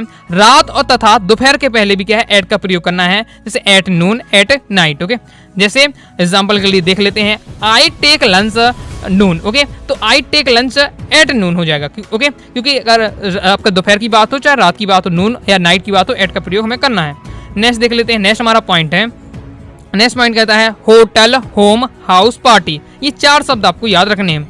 होटल, होम, हाउस, पार्टी के पहले में भी मे के अर्थ में क्या है ऐड का प्रयोग करते हैं। अगर इन शब्दों में कभी के पहले में क्या है ऐड का प्रयोग करना है, लेकिन मे के अर्थ में, जैसे I am the dress home. Okay, ये अधिकतम विद्यार्थियों को गलत हो सकता है क्योंकि ये क्या है अलग ही कंसेप्ट। ओके, तो I am at home. Okay, मैं क्या घर में हूँ तो मैं का सेंस आ रहा है, लेकिन होम के पहले अगर मे का अर्थ आ रहा तो ऐड का प्रयोग कर देना है। ओके, आगे देख लेते हैं। नेक्स्ट है छोटे स्थानों के नाम के पहले ऐड का प्रयोग करते हैं। जैसे दोस्तों हमने अभी पहले देखा कि बड़े स्थान के नाम के पहले, बड़े स्थान जैसे मुंबई हो जाता है आपका, इंदौर हो जाता है, ये बड़े बड़े स्थान हो जाते हैं। तो उनके पहले हम इनका प्रयोग करते हैं, लेकिन जो छोटे स्थान होते हैं उनके लिए ऐड का प्रयोग। ओके, जैसे I live at Janakpur in Dhar. Okay, अब यहाँ देखिए जो धार एक क्या है, धार जैसे जिला है या इंदौर जिला है, भोपाल जिला, इस प्रकार से, तो ये बड़ा है तो आपका इसलिए क्या है इनका प्रयोग हो जाए। लेकिन उससे पहले हम जहाँ अपना जो अगर आप जिस एरिया में लेकर तहसील में रह रहे हैं, ओके, उस तहसील को लिख देते हैं। ओके, तो फिर अब वो आपका क्या है वहाँ ऐड लग जाएगा। ओके, तो इस प्रकार से अगर जैसे आप अपना एड्रेस बता रहे हैं तो आपका जो गांव का नाम आएगा तो उसमें ऐड आ जाएगा, लेकिन अगर आप जिला के लिखेंगे तो उसमें इन लग जाएगा, इस प्रकार से। नेक्स्ट है I live at Dhar in MP, इस प्रकार से। लेकिन अब देखिए यहाँ दोनों में अंतर है, एक बार धार के पहले इन लग रहा है, लेकिन यहाँ धार के पहले ऐड लग रहा है, मतलब बदल जा रहा है। यहाँ डिपेंड करता है कि कौन यहाँ छोटा है कौन यहाँ बड़ा है। जैसे इस वाले सेंटेंस में I live at Dhar in MP, मतलब मैं MP के धार जिले में रहता हूँ, इस प्रकार से आ रहा है। तो यहाँ फिर आपका देखिए अब धार यहाँ छोटा हो गया, MP बड़ा है, तो MP के बड़े में, इसलिए आपको इस प्रकार से याद रखना है कि अगर सेंटेंस में जो छोटा स्थान है उसमें एट और बड़े स्थान पर आपको इनका प्रयोग कर देना है। ओके, आगे देख लेते हैं। नेक्स्ट दोस्तों इसी प्रकार से अगर और भी आपके हो सकते हैं कि आई लिव, अब एमपी के नाम के पहले एट लग रहा है, ओके, तो I live at MP in India है, इंडिया के मतलब भारत के मध्य प्रदेश में रहता हूँ। तो अब यहाँ मध्य प्रदेश छोटा हो गया, हिंदी बड़ा हो गया, इंडिया बड़ा हो गया, इसलिए एमपी में एट लग जाएगा, इंडिया में आपका इन लग जाएगा। I live at India in world, okay, विश्व के हम क्या है भारत में रहते हैं विश्व में, तो यहाँ अब यहाँ इंडिया छोटा हो गया अब विश्व के सामने, तो एट लग जाएगा इंडिया के सामने, और आपके विश्व में क्या है इन लग जाएगा, इस प्रकार से। ओके, आई होप आप समझ गए होंगे। इस प्रकार से दोस्तों हमने क्या है प्रपोजिशन वाला टॉपिक आपके कंप्लीट कर लिया, जिसमें ऑन, अपॉन, इन, इनटू और आपके एट का प्रयोग सीख लिया है। मॉडल्स पढ़ने वाले हैं जो कि आपका इंग्लिश ग्रामर का महत्वपूर्ण टॉपिक है। तो मॉडल्स क्या होते हैं पहले हम इन्हें जान लेते हैं। तो मॉडल्स दोस्तों आपके टोटल 13 प्रकार के होते हैं। 13 होते हैं मॉडल्स आपके। Can, could, may, might, shall, should, will, would, must, ought to, use to, need, dare, ये आपके 13 प्रकार के आपके मॉडल्स होते हैं। तो पेपर में आपका जो क्वेश्चन आपके पूछे जाते हैं हमेशा, तो इस प्रकार से आपका फिल इन द ब्लैंक्स में हमेशा क्वेश्चन आता है ग्रामर के सेक्शन में कि आपको कोई भी सेंटेंस दे दिया जाएगा, फिर आपको उसका फिलअप करना पड़ता है, जिसमें कोष्टक में लिखा रहता है सेल, शुड, विल, वुड, इनमें से यूज करें। ओके, तो समझ में नहीं आता किसका प्रयोग होना चाहिए, तो हम क्रम से एक एक का प्रयोग देखेंगे। इजी लैंग्वेज में मैं आपको समझाने वाला हूँ। वीडियो को देखने के बाद आपका क्या है कंप्लीट आपके डाउट क्लियर हो जाएंगे और आपसे क्या है मॉडल्स बनने लगेंगे, यानी जो आपके ये 13 प्रकार के हैं ये आपको यूज इनके बनने लगेंगे। तो 13 प्रकार के आपके मॉडल्स होते हैं। क्रम से एक एक के हम क्या प्रयोग किस प्रकार से करना पड़ता है इसको हम सीखेंगे। चलिए स्टार्ट कर लेते हैं। सबसे पहले दोस्तों हम जानेंगे कैन का प्रयोग कैसे करते हैं। तो कैन का प्रयोग आपका क्षमता यानी कैपेसिटी के लिए किया जाता है। क्षमता, जिस भी सेंटेंस में अगर आपको एहसास होता है कि इसमें कुछ क्षमता बताने की बात हो रही है, वहां आपका कैन का प्रयोग होगा। जैसे आई ड्राइव अ कार, तो I can drive a car, मैं कार चला सकता हूं। ओके, सकने की बात है, इसमें आपको हिंदी में अर्थ निकालते हो सकना सेंस आता है, क्षमता की बात होती है। I can sing a song, can you swim, we can, यहाँ आपका हो जाएगा win, we can win the match. Okay, इस प्रकार से। तो आई होप आपका है कैन का एक प्रयोग समझ चुके होंगे। आगे देख लेते हैं कैन का और भी जगह प्रयोग होता है, जैसे अनुमति या परमिशन के लिए कैन का प्रयोग करते हैं। क्षमता के लिए तो करते हैं, साथ ही जब जिस सेंटेंस में हमें एहसास होता है उसके अर्थ निकालते हैं, लगता है कि यहाँ अनुमति मांगी जा रही, परमिशन मांगी जा रही है, तो वहां भी हमें क्या है कैन का प्रयोग करना है। जैसे कम इन सर, तो इसमें दोस्तों आपको क्या है कैन हो जाएगा। Yes you come, you can come, can I take you mobile, इसमें दोस्तों हम देख रहे हैं कि यह परमिशन मंगाई जा रही है, क्या मैं आपके मोबाइल ले सकता हूं, इस प्रकार से। तो परमिशन के जहां सेंस में आता है क्या मैं से सर अंदर आ सकता हूं, तो इसमें जहां आपका परमिशन लिया जाता है वहां पर क्या है कैन का प्रयोग आपका रहने वाला है। तो ये आपका हो जाता है कैन का प्रयोग। अब दोस्तों हम देखेंगे कुड का प्रयोग किस प्रकार से करते हैं। तो कुड का प्रयोग भी दोस्तों क्या है क्षमता बताने के लिए हम क्या है कुड का प्रयोग करते हैं, लेकिन यहाँ वो रहता है हमारा पास्ट टेंस में। जो कैन का प्रयोग में भी हम क्या है क्षमता बताने के लिए करते हैं, लेकिन वो प्रेजेंट टेंस रहता है। और कुड में दोस्तों आपको क्या है पास्ट टेंस रहता है। तो जब भी हम कोई सेंटेंस को देखते हैं तो आपको क्या है जहां आपको लगे कि क्षमता बताने के लिए यहाँ हो रहा है, तो डायरेक्ट आपको कैन का प्रयोग नहीं करना है, थोड़ा रुकना है, क्योंकि कैन का प्रयोग भी होता है, कुड का भी प्रयोग होता है। तो अगर आपको वहाँ हिंट मिलती है सेंटेंस में कि ये पास्ट वाला है, तो आपको कुड का प्रयोग कर देना है। अगर प्रेजेंट का आता है तो आपको कैन का प्रयोग करना है। जैसे सी, फिर आपका रहता है she could swim when she was young. Okay, वह क्या है तैर सकता था जब वह क्या है यंग था, जवान था। ओके, तो यहाँ हमने देखा यंग की बात हो रही है, यानी ये पास्ट टेंस में जा रहा है, तो इसलिए हमारे यहाँ कुड प्रयोग होगा ना कि कैन। ओके, इस प्रकार से। You could speak English in childhood, अब यहाँ चाइल्डहुड के देखिए सेंस मिल रहा है, चाइल्डहुड सबसे पता चला कि ये पास्ट की बात हो रही है, इसलिए आपका यहाँ कुड हो जाएगा। फिर could they win the match last day, अब लास्ट डे की बात हो रही है यानी पास्ट की बात हो रही है, इसलिए यहाँ भी क्षमता की बताने की बात हो रही है, लेकिन इसलिए आपको क्या है कुड का प्रयोग कर देना है। तो अभी आप समझ गए होंगे। आगे देख लेते हैं। आगे दोस्तों आपका जो कुड का प्रयोग होता है निवेदन के लिए किया जाता है। रिक्वेस्ट अगर हम किसी से करते हैं तो कुड का प्रयोग करना है। कैन का प्रयोग परमिशन के लिए जिस प्रकार से करते हैं, इसी प्रकार से कुड का प्रयोग रिक्वेस्ट या निवेदन करने के लिए करते हैं। Could you tell me the time, क्या आप मुझे क्या है आपका समय बता सकते हैं, इसमें हम किस निवेदन कर रहे हैं। Okay, could you give me some money, क्या आप मुझे कुछ पैसे दे सकते हैं, कुछ हम यहाँ निवेदन कर रहे हैं। तो जब निवेदन का आपका सेंस आता है तो आपको क्या है कुड का प्रयोग करना है। तो इस प्रकार से हमने क्या कुड का प्रयोग भी सीख लिया है। अब दोस्तों हम सीखेंगे मे का प्रयोग। मे का प्रयोग देख लेते हैं। तो मे का प्रयोग भी दोस्तों आपको क्या है अनुमति या परमिशन के लिए किया जाता है। जहां भी सेंटेंस में लगे परमिशन यहाँ मांगना है वहां मे का प्रयोग करना है। और कैन का भी प्रयोग दोस्तों हम पढ़ के आ चुके हैं, कैन का प्रयोग भी हम परमिशन के लिए करते हैं। तो लेकिन मैं आपको अभी डाउट क्लियर कर देता हूं कि दोनों में किसका प्रयोग करना चाहिए। तो परमिशन के लिए देख लेते हैं मे का प्रयोग किस प्रकार से होता है। मे आई कम इन सर, क्या मैं अंदर आ सकता हूँ। Okay, yes you may come, may I take your pen, क्या मैं आपका पेन ले सकता हूँ, इस प्रकार से। You may take my pen, हाँ आप क्या है मेरा पेन ले सकते हैं, इस प्रकार से। तो यहाँ आपका क्या है मे का प्रयोग इस प्रकार से करना है। तो अभी दोस्तों अभी मैंने आपको बताया कि ये आपका कैन का प्रयोग भी परमिशन के लिए करते हैं, और यहाँ भी पढ़ा हमने कि मे का प्रयोग भी परमिशन के लिए कर रहे हैं। तो फिर आ जाता है पेपर में हम किसका प्रयोग करेंगे, क्योंकि दोनों का प्रयोग, कैन का भी मे का भी परमिशन के लिए प्रयोग कर रहे हैं। ओके, तो इसलिए हमारा आ जाता है नोट कि किसका प्रयोग करना चाहिए।